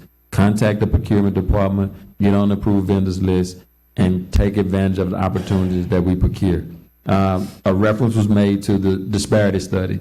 Yes, it showed that we procured 4% of our opportunities went to minority-owned vendors when that disparity study was produced. It also said that we have the capacity in East Baton Rouge Parish to procure up to 21 to 25% based on the businesses that are available in East Baton Rouge Parish at that time. But to Pro Tem Cole's point, there have been more businesses that have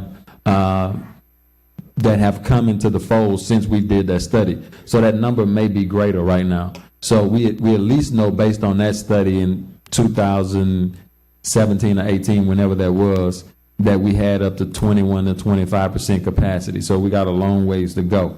As it relates to redoing the contracts, Councilman Hudson spoke on this. Legally, I don't think we have the latitude to make somebody redo their contract based on the contract they signed.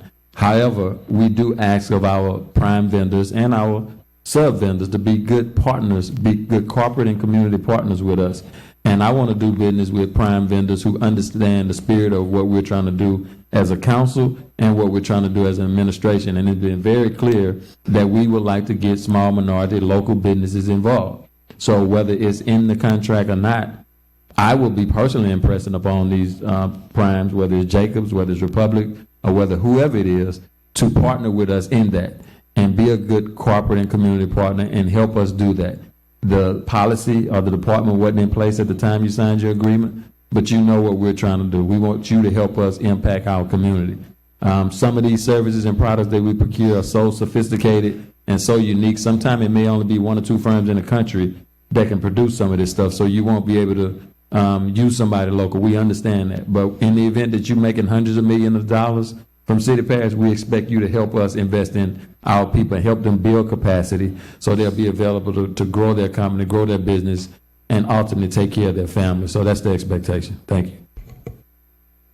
Councilman Hurst. Yeah, I just want to say that I spoke with Paul about some concerns, and I will say Councilwoman Banks has done a good job of outreach at the Georgia Newman Community Center, just hosting meetings up there. But my district meetings moving forward, they will continuously have a person there to let primarily where I am, minority communities, to know what opportunities are out there. And so they did come to the last meeting. They got a great response. So I just encourage my colleagues, regardless of what part of the city you're in, to make sure that person comes to your district meetings to talk about opportunities to become a vendor. And that's for DBE and non-DBE, just people who are uninformed. So I appreciate y'all for coming out.